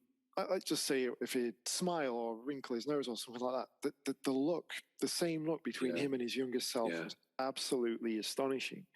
And the same with Stan. I wanted to say Stan actually, because the adult actor, I couldn't believe how you really think that's the older one of the younger. You think it was his big brother or something. And Wyatt again, Olaf Bill, is the young actor's name. But yeah, the face structure, everything, it's like you really could believe that one. And Bill Hader playing Richie. Just the mannerisms, the delivery of his lines and everything. But let's not forget uncanny. James Ransom as Eddie was phenomenal casting. Yeah, if you just took the Eddie actor and aged him, then that's what you would get. Yeah. And of course, he's great. I think he wore contact lenses so that his eyes matched the younger actor, whereas Jessica Chastain, I noticed, did not do that. Oh, I never clocked that. She's just got her own. I think it's brown or hazel eyes, but obviously the younger actress, Sophia Lillis, these are bright, beaming blue eyes she's got, and I think Jessica Chastain got cast for the red-haired element of it. Yeah, that is probably the only similarity. Nothing wrong with the actress here, but in terms of similarities to the younger actress, not really. I actually thought Jessica Chastain was quite underwhelming in it. I think partially because she was slightly sidelined by the story. I didn't feel that she had that much of a time to make an impression. Yeah, again, like Mike, I just feel the character was really done a disservice in this one. I guess there's parallels between Eddie and Beverly. They've grown up in the shadow of their childhood. They've married their parent. Yeah, basically. which I know is probably a bit of a cliche. Yeah. But it's just I don't think we see Eddie in the TV show as married. He's single in that one, isn't he? But yeah, they've done it with a couple of characters here. They're basically reflecting their life as a child. But going back to the Chinese restaurant scene, just the way it unfolds, like everyone's a bit nervous. There's a bit of trepidation about meeting up, and then they start to relax a little bit, unwind, so that they're getting to know each other as adults. And I think pretty much just like every scene is in, Bill Hader absolutely steals it, despite making a lot of his jokes at the expense of Eddie's mum. It just fucking killed me. And then we get to the bit where Pennywise makes an appearance in the form of the fortune cookies. That was a little strung along, but very funny. I loved when it cuts back to what's really going on. He's got this fucking chair, like absolutely decking it against the table. That was really funny. The whole sequence, I think there was an improvement in this film from the TV miniseries, because how scary can something be in a full restaurant that's well lit during dinner time? Now, there's not many, but one I will cite would be the dinner scene in The Invisible Man with Elizabeth Moss. That was an effective, scary scene. But in this one, obviously the original film didn't have the budget or the technology to make the special effects quite like they did now. This one, it really treated Stan Uris's death like correctly, like nobody was actually aware of this information until all the fortune cookies, what are they called, fortunes, were lined up in a row, and then all the creatures start popping out, and they're getting harassed by all the, I mean, none of this is Pennywise. This is just Pennywise creating illusions in their mind. I will say that, like, Pennywise's abilities are never quite fully established. But I suppose that might be part of the scary thing of the creature, is that you don't know quite fully what it's capable of. And it keeps you questioning and guessing, like the characters will feel that paranoia as well. So they destroy the restaurant, or at least their VIP booth that they're in. The waitress comes over, and I think it's Richie that goes, can we get the check, please? A great comedic moment. Yeah. I agree. I think this is a very well done scene. I mean, it surely was Pennywise, though. This is like Pennywise gaining strength here, right? Because he's. Well, it is Pennywise, but what I mean is that, is this Pennywise here in person? Yeah. Or is this, like, for instance, when they're in the house, Pennywise is in one location tormenting one of them, but in another location you got the three doors from scary to not very scary. And there's also this sort of acid that's like this black liquid that's floating down the steps. Pennywise can only, like, this is one of the things that has been established. Pennywise can only be in one place at one time, but he can telepathically interfere with other people in other locations. He can multitask. Yeah, as we see in the finale, when we get to, well, we think we're at the end, and they decide to stretch it out and do another, what I guess you could call haunted house sequence, where they get separated, apart from Mike, because why would you write him a bit? And you've got Beverly stuck in the toilet cubicle, Ben in the underground clubhouse that suddenly appeared, and then the two of us at the free doors. Not scary at all. Scary, very scary. The first film's best joke. Something that, by the way, that I like that so much. I wish it had been in the book. Yeah, it's got that sort of playfulness that I think Stephen King himself would have been quite a fan of. I think it might even be Stephen King's idea, and they incorporated it, because the big statue that comes to life and harasses Richie in the film, like, that was Stephen King's idea. Oh, I didn't know that. That's cool. Yeah. With this whole ritual of Chud thing, I was glad that they included that because, again, with the first movie, they seemed a bit embarrassed by some of the fantasy elements. Here, they just kind of embrace them. It did go on for absolutely ages, but at the same time, I like that they still managed to attach the scares to who these characters were. There's a slightly goofy bit, correct if I'm wrong. At one point, Stan says his ghost suddenly shows up to say, I'd still be alive if it wasn't for you, right? And I believe he taunts Bill with that. It should obviously be Mike that he's taunting, since Mike was the one who made the phone call. Just another example of Mike getting sidelined. I don't think it's actually Stan. I think that's Pennywise messing with him. Yeah, but that taking more sense to me. Well, yeah, but taking the form of Stan in order to attack. But yeah, just another way of like saying, also, at least torment Mike with this bit. They do flashbacks to when the asteroid lands that contained the entity we know as it and then Pennywise, and the First Nations tribe that encountered this creature, and they performed the ritual.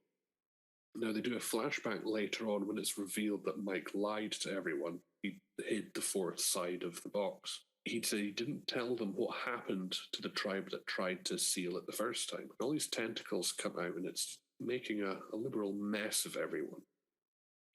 And yet, Pennywise only manages to kill one of these characters that are trying to do the ritual of Chud this time around. I couldn't help but thinking, why, Pennywise, why don't you just do that again? If it worked so effectively before, now you're just a spider. Now you're just a spider that's going to get like battered to death, like you did in the first film. Yeah, this weird thing of going, I can take any form that I want, so I'll turn into this spider with a massive weak point. Speaking of spiders, the bit where they've got the little head on the legs and they quote the thing. Yeah, you've got to be fucking kidding me. Yeah, that's the one. That's a nice little bit of intertextuality. That kid, Dean, gets added. Now, Dean's a child in the restaurant who Richie goes absolutely raj at, but then also later on appears to go to the carnival and then get offed. He has a pretty rough ride in this film. Yeah. But he's in 3 scenes as well. It's when Bill is on the storm drain, the same one that he lost his younger brother at. He sees the kid and he's like, kid, does anything ever weird happen? And he's like, yeah, sometimes I hear voices in the drain. And like, the frame of reference is already there. You know exactly what's going on. I know it was a serious moment, but I couldn't help but find that bit funny where he's got the kid by the shoulders and shaking like, you tell your parents you've got to get out of town or something like that. It's like, why isn't that kid freaking out? I think maybe this strange guy. Maybe the reason the Hall of Mirrors bit was quite effective is because as an audience, we haven't seen that kid before in one of the other iterations of it. So we don't know if he's going to survive or not. And the bit where you've got like Pennywise trying to knock the glass on one side, Bill on the other, it is tense as fuck, that sequence.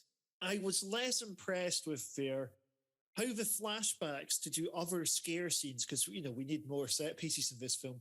How they went, all right, well, what we're going to do is come up with this period where they weren't speaking. Now, we have that in the first film, because we have the bit where Bill punches Richie, I believe, right? And he's like, we're not speaking again. And then 10 minutes later, they all just decide to be mates again. And then using that as a basis for going, well, a bunch of other scary sequences occurred. Now, some of the bits of this were quite nice. I enjoyed Stan giving his speech about how he'll always be a loser. He doesn't want to be a man at Bar Mitzvah. Instead, he wants to embrace that he is a kid and he wants to stay as a kid. I thought that was quite nice, very much from the themes of the films.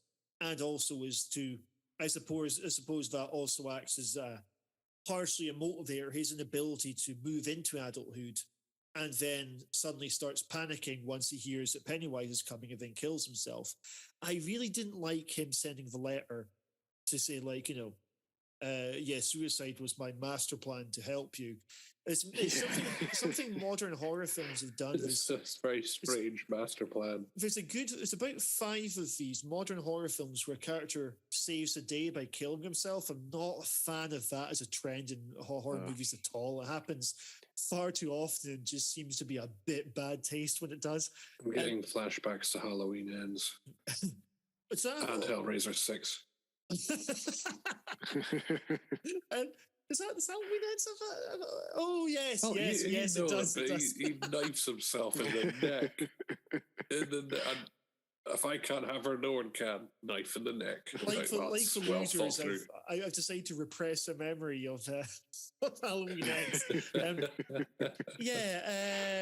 I'll put a 27 years from now, I'm going to give you a phone call. Halloween Ends. Oh, fuck. That's a bad movie. Unlike this one, I think this is a good one. What else we got in this one?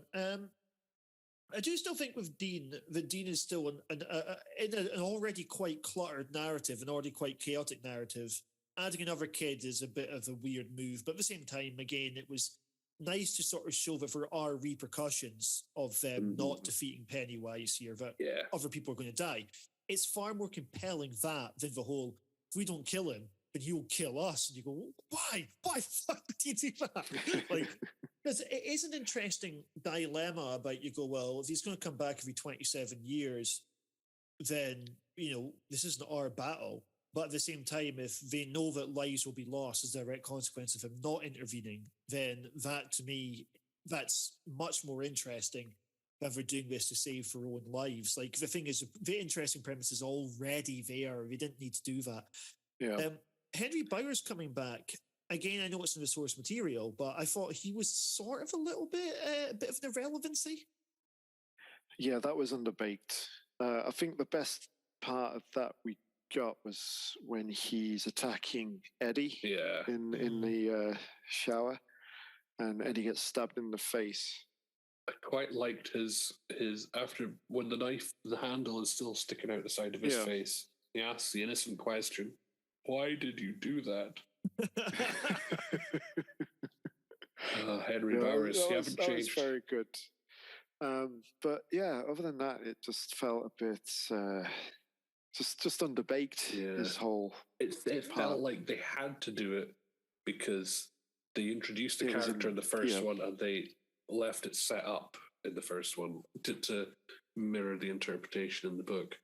The Patrick Hockstetter corpse coming out, and I mean, obviously that is it that's leading him around.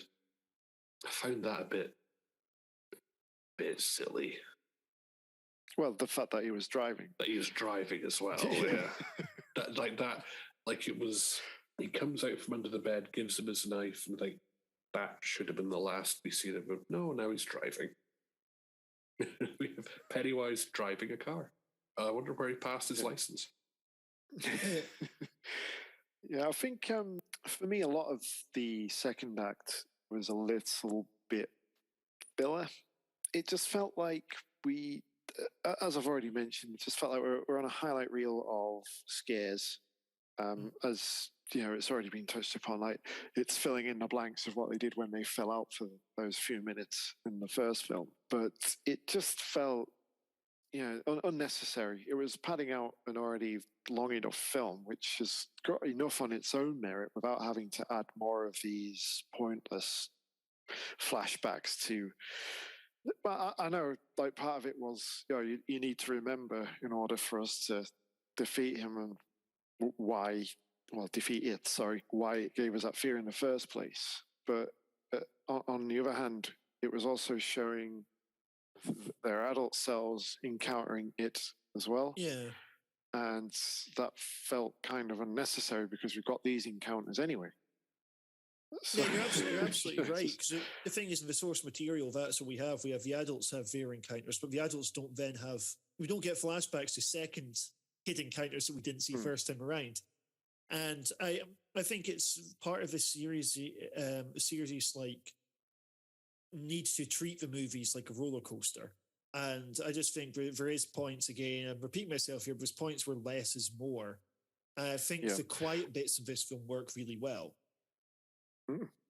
Absolutely. But I think it's one of the reasons why I think this is actually not a very good series to watch back to back. But I feel it's diminishing returns because I watched these on consecutive evenings for the podcast, and I enjoyed chapter 2 much more at the cinema 2 years apart from seeing the first one, which I didn't watch again prior to the cinema release of Chapter 2, and I just felt like watching them both as a complete thing was way too overstuffed.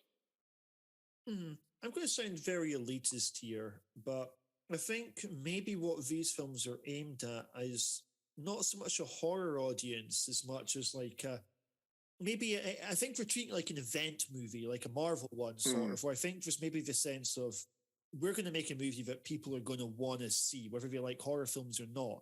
And I think that we're potentially aiming for a non-horror audience. And I think that the sort of emphasis on the action is maybe part of that. Like, I think for about saying this will be the sort of this will be the biggest, most fucking like flashy, thrilling horror film that we can make. Yeah. And I think it just means that after a while, you're right about diminishing returns. I don't think it stands up to rewatches all that much. And I think especially here when we have the other ones of the kids, as an audience, we already know these kids are going to survive because we've already seen the end of the first film. Right? So, I mean, I really felt that it was going to be demarcated. Chapter 1, kids. Chapter 2, adults. I was actually very surprised that the actors from the first film were in this second one for as much time as they were. yeah, we got lots. The thing is, when it worked, it really did work. I think there's nice bits about reconnecting the adults and the kids. Like you mentioned the bit when they're looking for window earlier. I thought that was a genuinely really moving sequence. If that was the only time you saw the kids in the second chapter, that'd have been perfect. I think the clubhouse bit also worked for me as well. You know, if they find the same location, we're just remembering when they start just telling dick jokes and stuff like that. Like that was just really funny. It was a nice bit, but it felt like it should have been in the first part as well. Probably like a super fan edit. I bet there's some sort of a chronological edit somewhere. Because it seems in the second film that there's a lot of emphasis put on their time spent in this clubhouse. And it's a core memory, I suppose. And it's just something we don't see in the first. So it's obviously retrofitted. Something they established. The first one. It's something we established here is that they're like, Ben's going, yeah, I built this thing. So we go, and he became the architect. Whereas, here we go, oh, he became the architect after he gave up his brief career as a historian. You know, and a poet.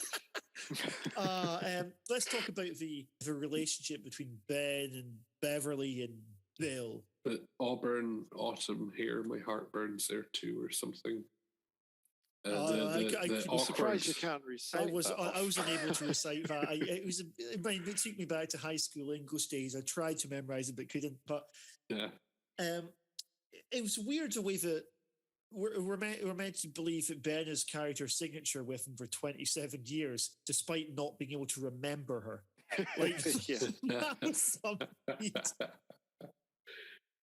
Yeah, I think that they play on that poem way too much. I mean, I think the most used amount of dialogue is "Your hair is winter fire" in the film. Like, it keeps cropping up, like, just all over the shop. Okay, reminded me of Braveheart, right? The bit where Wallace meets the lass from the beginning, and he goes back to the village, and she's there, and he's like, when I was off at sea, there's no one night that I didn't think of you. You're like, creepy, on the grounds that photos don't exist yet.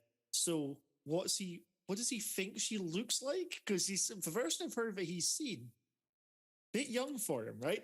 But it's the way that we're meant to buy that for decades, Wallace has just been thinking of her the entire time. And I didn't really buy it in Braveheart. Here, when her and Bill make out, that seems slightly forced, but I can sort of buy it that this is like, as we reconnect with her teenage years, then part of that's going to be like this kind of teenage attraction. But I think the thing is, with her and Ben, we're trying to sell this as something a lot more dramatic, a lot more romantic here. Bill's basically another obstacle to be overcome. In fact, Bill's married anyway. And although Bill's wife only appears in one scene, she doesn't show up for the last act like she did in the source material and the miniseries. Series as well, yeah. Yeah, but it was here, it just sort of felt a bit like, I think it was, again, this sort of drive to try and slightly over-dramatize a lot of it. It kind of seemed like this sort of romance was unearned, but it was there so the audience have a dramatic hook into the character relationships. And yeah, I basically, if we're going to, if we're going to try and hinge a lot of this into romance, it had to be better developed than it ended up being, beyond just here's a few glances and then Ben being like, I thought about you every day, right? And you're like, we don't know the characters well enough to see what Ben was so obsessed with here. And they didn't know each other well enough either, No, because they've completely forgotten about everything. no.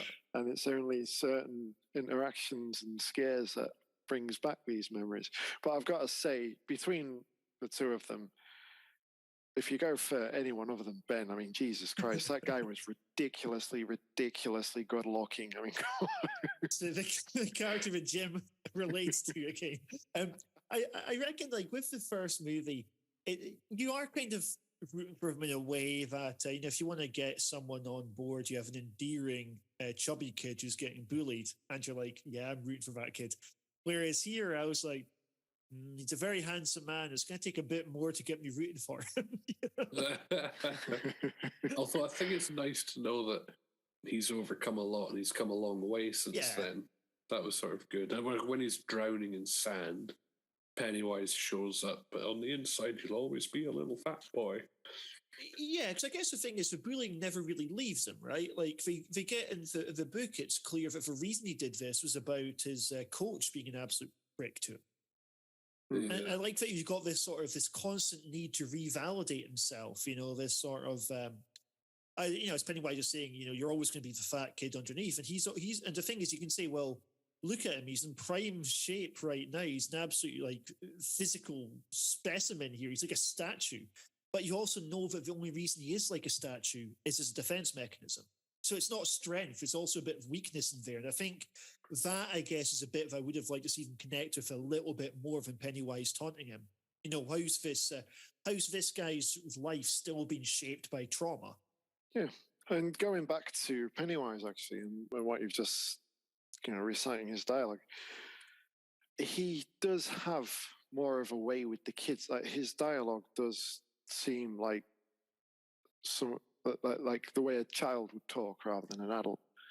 And he also speaks like that to them when they're adults. So there is something still quite sinister about that, which I think works pretty well in favor of Pennywise. Just obviously it's all intentional, but there's a naivety to his interactions that I like. And what you just said reminded me of that. A lot of monsters could be just scary, raw, swearing, just well-articulate dialogue, but his is just a really juvenile way of speaking, I suppose. Anything else you guys want to bring in about this one, or should we go to the ratings? Yes. Even in its day, no one is getting excited over the first Street Fighter game. That is a piece of shit. It's horrible to play and utter garbage. It wasn't until the second one came out that it was anywhere near as good as the reputation suggests. So, I've got to call bullshit on that. Actually, it's something I was just thinking. I'll be wary of how I word this one, right? But so, Henry Bowers explicitly in this one picks on Richie because he's gay. They have a bit where the kid who Richie approaches suddenly just like turns on him and goes, "Oh yeah, he's gay, right?" Now the thing is, in the book and in the miniseries, Henry Bowers explicitly picks on Mike because he's black. In this universe, he doesn't really pick on Mike for any reason at all. It's just Henry Bowers being a prick again. And it's weird that they would directly draw a parallel between the sort of monstrosity of Pennywise and the sort of backwards attitudes of Derry, but they would shy away from it for a point about racism, but they wouldn't about homophobia. Because if we're meant to see that the sort of fear that creates Pennywise is not dissimilar to this kind of fear that informs things, like the fear of the other that informs things like racism and homophobia and stuff, it's weird they didn't actually go into racism at all in the first movie. I think they did, because we see him, is it at that butcher's shop, the side door, and then they I can't remember if they hit him or they just miss him with the car as they're pulling up the side. I'm pretty sure there's some racist remarks there, but that's it. I I think. don't think in that one, I don't think they say anything there. I think she might make a comment about being new to town, but Something about his type not belonging in town. It wasn't, on the nose or anything, but they definitely do that in the miniseries. Maybe I missed it. Maybe I'll need to rewatch it, but it didn't seem like it was part of it this time around. But yeah, they just seem to have dropped it for this new idea they had for the second part. So. But anyway, so let's go into ratings. Now, for this one, I generally think this is a much better film than the first one. I think it does have some of the same problems. A lot of it comes down to the pacing. A lot of it comes down to the melodrama. But at the same time, I really still enjoyed it. I think for a sequence of scare scenes, there's enough characters and enough character work and enough heart behind it that I think it seems like more than the sum of its parts. So as such, I'm actually going to give this one a 4. I think this improves on the original in basically every way that it reasonably could. What about yourself, Alasdair? Yeah, you're in between 3.5 and 4. I enjoyed this one as well. From the way the first one ended, this one didn't quite go in the direction I thought it would.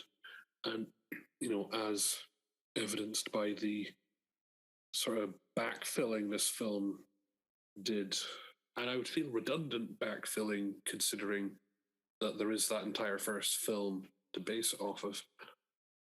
I'm going to go 3.5. Yes. And Jim, what about yourself? Yeah, I'm going to give it a 4. Again, not quite got the impact it had at cinema, and I think watching the films so close together does have a bit of a detrimental effect as well. But on its own, I think it's a solid film, stretched out somewhat. And I kind of agree with Alasdair on saying that they've probably lent a bit too much into the flashbacks again, because we've had that whole thing covered with the first film. And again, it's probably the Stranger Things effect which dictated that move for this one. But yeah, overall, solid film, great performances, some really, really good casting, and an enjoyable story. So yeah, 4 stars. Wait, one last wee thing is a kind of thought experiment here. So the characters in this are about 13 or 14. Do you reckon if you saw this film at age 13 or 14, I reckon I would have loved both of them? Actually, I think I would as well.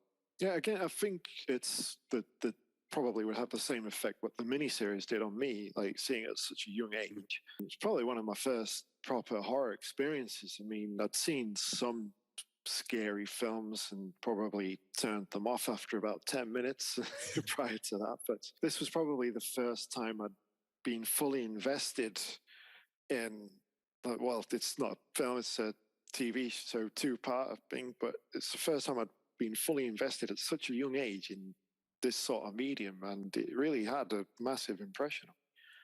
Oh, by the way, I can tell you now that the prequel series, if we ever see it, will be called Welcome to Derry, and it's going to be developed with HBO Max. So, mini-series on HBO Max. But yeah, I agree with you that, like as kids, I think there's maybe something about the young protagonists in peril I think would be inherently interesting. And I guess maybe going into these films when you're in your 30s, when you're basically not dissimilar to the age group of the older characters in this, we're old enough to be the adults, right?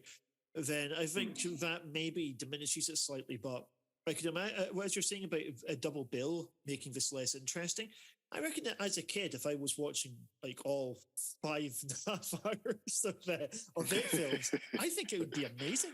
Maybe just become old and jaded and we have to reconnect with our childhood selves. Anyway, before we go into sentimental pap, let's move on to the list.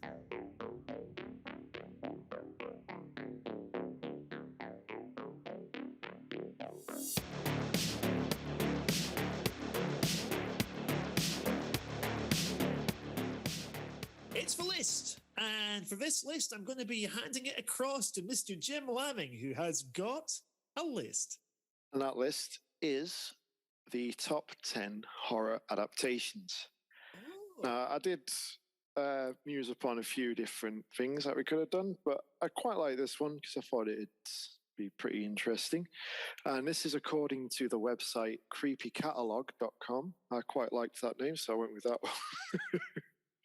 So, these are the 10 best horror film adaptations according to this website. So you can probably imagine that we've at least got one or two Stephen King books being translated to screen I'd for be the this first one. one to say The Shining. The Shining. Well, why would you say that? It's only the best. I don't know why I would say that one. I just thought I'd get the obvious one out of the way first. If we're talking about the best films or adaptations, absolutely. If we're talking about the best adaptations, it's definitely not. But The Shining is, I would say, that rare thing of a film that's just better than the book it's based on. Well, that and it's, I would say it's probably one of my all-time favorite horror films. Oh yeah, absolutely stunning. Pound for pound, I think it's the best horror ever made. However, creepycatalog.com would disagree, as that's number 2 in this is list. The Exorcist number 1? We'll get to that. I reckon Psycho is also going to be on there, and so is Jaws. I want to say The Thing, but I think that was just a remake rather than an adaptation of a literary work. Oh, it was a short story originally, I believe. Ah, was it? Unfortunately, The Thing doesn't appear, but the other 3 that David has mentioned are all in the top 4. So is the Innocence on there? The Innocence is not. No.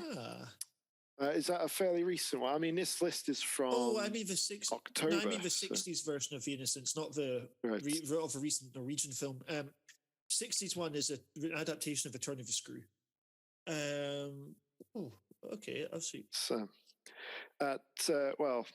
you've guessed Psycho, The Exorcist, and Jaws. Can you guess which number each one of those falls at? I think Exorcist is 1, I would say. Number 1's probably, because if this is about the films that are adaptations, so not the quality of the books, then The Exorcist probably will win it. The Exorcist book is quite an odd one. It's because the thing is, the book's written like a murder mystery, which we're like, well, it's the devil. we know it's the devil. Well, The Exorcist 3 actually works really well as that, but surprisingly, The Exorcist is actually at number 3 in this list. So Psycho wins it then? Surely not Jaws. Jaws is at number 4. Okay, so Psycho's our winner then, yeah? Psycho is the winner at number 1, which, fair play. It's a great film. Nice. Personally, The Shining would be at number 1 for me. However, we have got 6 other films to look at. Clockwork Orange. Clockwork Orange is not in the list. Avatar: The Last Airbender. Is the Omen on there? Sorry, no, that film was horrifying. It wasn't a horror film, sorry, my mistake. Wrong genre. Omen is not on there, but we do have what I would consider classical novels on there. We've also got... we must have Dracula on there, right?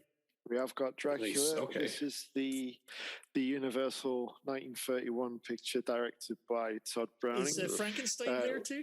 I was about to say Frankenstein sits nice next to it, the James Whale version. Again, 1931. Both number 6 for Dracula and number 5 for Frankenstein. Bride of Frankenstein. It's got an iconic hairdo. Bride of Frankenstein, although having a iconic look, is not in there. It's not on the I don't think. But... that's the wrong list. Is Ring in there? Ring is not. Shout. I will tell you that we have another Stephen King adaptation. Carrie, that is at number 10, the Brian De Palma film. Nice. Because the remake I've not been able to watch all the way through, so I couldn't tell you if that was... I would genuinely say Carrie is also an example of a film that is better than the book it's based on. In fact, there's a few Stephen King ones that are Shawshank Redemption's better than the novella. It's fucking mental to think with Stephen King that the same guy who wrote Shawshank Redemption wrote The Shining. Like, what an absolute fertile imagination that you can come up with both of these. And you go, both of them are phenomenal stories and completely different from each other. Like, you get some authors who go, like, they mixed it up a little bit with this book. And then Stephen King's like, right, I've written about 80 of these things. And, we might do, like, cowboy Western fantasy with The Dark Tower. but then, hey, I'm also going to do this book about death row. Like, it's crazy how good this guy is, and just like how many fucking great books he's written. I mean, I've read 35 of these things, and I look at the amount of classics I've still not read. I've still not read The Green Mile. I've still not read Four Past Midnight. It's amazing. But anyway, yeah. We'll go for Haunting. The Haunting does not make an appearance. Fuck. We'll go for number 9 next. I'll give you a clue. It is one of the first films that we covered for the Horror Cult Films podcast, and made an appearance in episode 2. Oh, that was Psycho 2, Silent Hill 2, and Omen 2. Well, then in which case, I've got my episodes incorrect. It may have been episode 3. As long as your episodes are incorrect, I'm going to throw this out. Hellraiser. Oh, I'm going to say Hellraiser is not on there, but you're not too far away with the director. Oh. That's Clive Barker done. I'll say it's from the short story The Forbidden. Oh, Candyman. In Candyman. Okay. That's at number 8 in the list. Right, let's figure it's one that's in an earlier episode, because episode 3 was The Lost Boys, I think. I don't listen to our show. It's definitely one of the earlier ones, so don't quote me on which episode number it is, because this is our 30th show, so... Oh, big blur now. Yeah, this is a pre-Alasdair age as well. It's a dark era. It is. Yeah, I only joined. I jumped in Hellraiser. It featured in our cults episode. Oh, okay. So the cults episode, that was it's obviously not cool. Rosemary's Baby. Rosemary's Baby, written by Ira Levin, and I think we unanimously decided that was the best film we covered that. Yeah, I mean, I genuinely think that's one of the best films we've covered in this podcast, full stop. Absolutely. I mean, obviously it's controversial due to the director, but, just taking it at face value, absolutely incredible film. Yeah, absolutely. Okay, and we've got one left to cover, and it was huge in the early 90s, spawned tons and tons of parodies, several sequels as well. Ridley Scott's done one of them. There was also an adaptation of one of the other books by this author, by Michael Mann, in the 80s. Oh, of course, Silence of the Lambs. Silence of the Lambs, sitting at number 7. So we've got Silence of the Lambs at 7. What would you say 6 again? Number 6 is Dracula, and 5 is Frankenstein. And at 4 we've got Jaws, which I have read, and I have to say the film is much, much better than the book. They changed a lot of the creative decisions. Weird subplot of like Brody going off and shagging around or something. Stephen King actually said, Steven Spielberg, I should say. What he said about Jaws was he was halfway through the book and he was rooting for the shark. So in the film, he made a conscious effort to make all the human characters relatable and nicer. Yeah. There's a terrible mafia subplot. Ellen Brody fantasizes about sleeping with Hooper, and that does get quite graphic when they're having dinner. And so the film is much, much better. Yeah. You don't need to look at the source material. Okay. Only out of morbid curiosity. So number 3, we've got The Exorcist, written by William Peter Blatty, who did the fantastic Exorcist 3. Number 2, The Shining, which personally I think should be at number 1, but you can't argue with number 1, which is Psycho, based on the book by Robert Bloch, directed by Alfred Hitchcock, of course. Absolutely cracking film. Has anyone watched the remake? What do you think of... Yeah, so, right. Vince Vaughn is a weaker choice than Anthony Perkins on the grounds that he evokes far less sympathy and is maybe more conventionally handsome, which I think makes the character seem worse. The thing is, a shot-by-shot remake of Psycho, it's... that's a fucking mission, right? And it seems utterly pointless. Like, I think the only other remake I can think of which does the shot-by-shot one is Cabin Fever has a shot-by-shot remake. The only thing they take out of Cabin Fever is some of the slightly dated language gets changed, which is almost a little bit pointless, right? You're saying if you're going to use exactly the same script, except the guys start calling each other homophobic slurs, it almost doesn't make sense to not keep that. It makes you just think, just change the film, like just make it your own. Make it your own. Why bother with this? Sort of I mean, half-assed surely approach? that should be the purpose of a remake. I mean, Psycho was what, late 90s, so I kind of see where they were coming from back then. I mean, I guess it was a weird time looking back, and it was in black and white, so that couldn't possibly be watched by this new generation of film audiences. I think the logic of it was going in theater. You see the same script being used for different actors.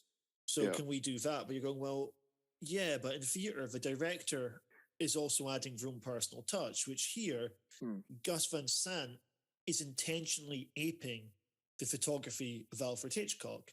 So it just seems like an absolutely pointless exercise.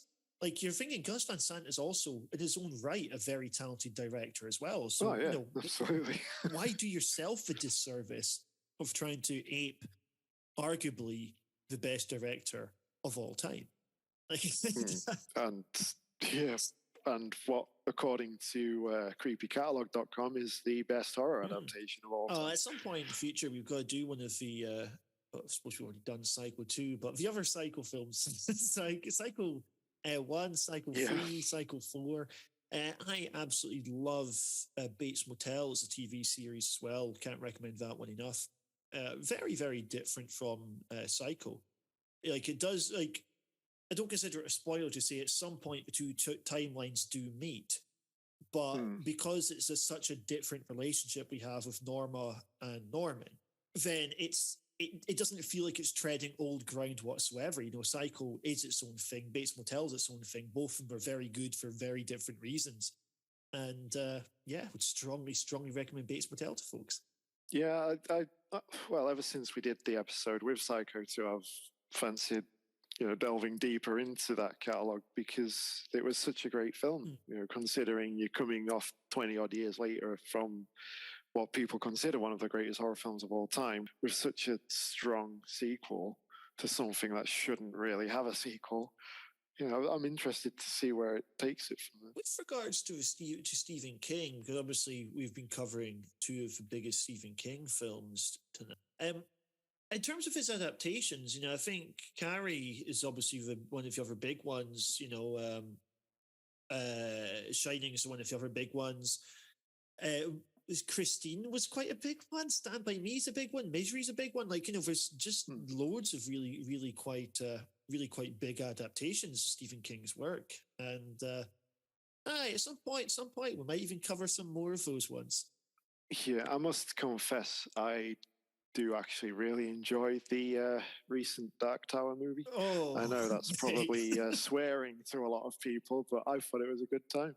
I'll jump in and say, having not read the Dark Tower series and knowing nothing about the Dark Tower books or the film, other than it's controversial, I quite look forward to watching it. And I'll see what side I fall on between David and Jim. I do think that it becomes a lot worse if you know the books. I think if people are just watching it as a standalone movie, they might be confused. Yeah. To me, it kind of errs on that 80s style of what we've discussed, of the kid in peril side of thing. Then they end up going on an adventure. This kind of, if the never-ending story was a Western, is what you get with this film. Weird the way that you go. You have Midworld created in it, which is a really interesting location. And then most of the film takes place in New York. New York appears in the books, but anyway, the big rumor, I touched on this earlier, but Mike Flanagan, who of course has done Stephen King before with Dr. Sleep, and more impressively for me was Gerald's Game. Mike Flanagan is moving to Amazon now.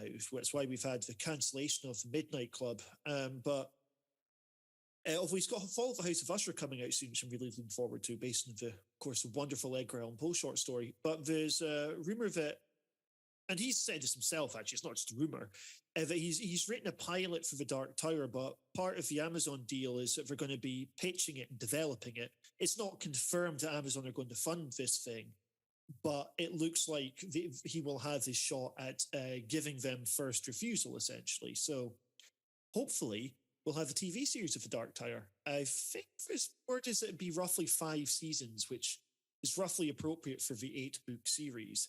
And with Flanagan being an absolutely huge fanboy of Stephen King's work, I think Flanagan will do it justice. I remember I was at the premiere for Gerald's Game back in 2016 or whenever it came out, and 2017, and at the Q&A session, somebody asked him what he thought of the Dark Tower film. Now, he diplomatically answered on the grounds that you don't chuck another director under the bus, even if you think the movie is shit. But he said that it's not the direction that he would have wanted to take it. And now in Gerald's Game, they also have a reference to the Dark Tower. Basically, it seems like this has been a lifelong dream for him, so I really hope that he gets to make it.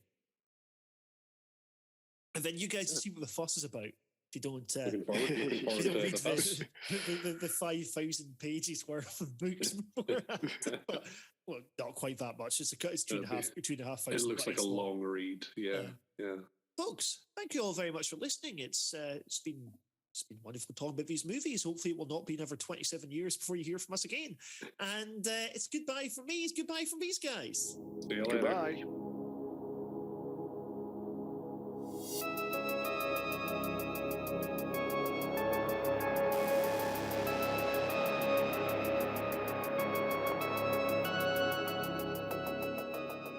For news, views, and reviews, check out HorrorCultFilms.co.uk.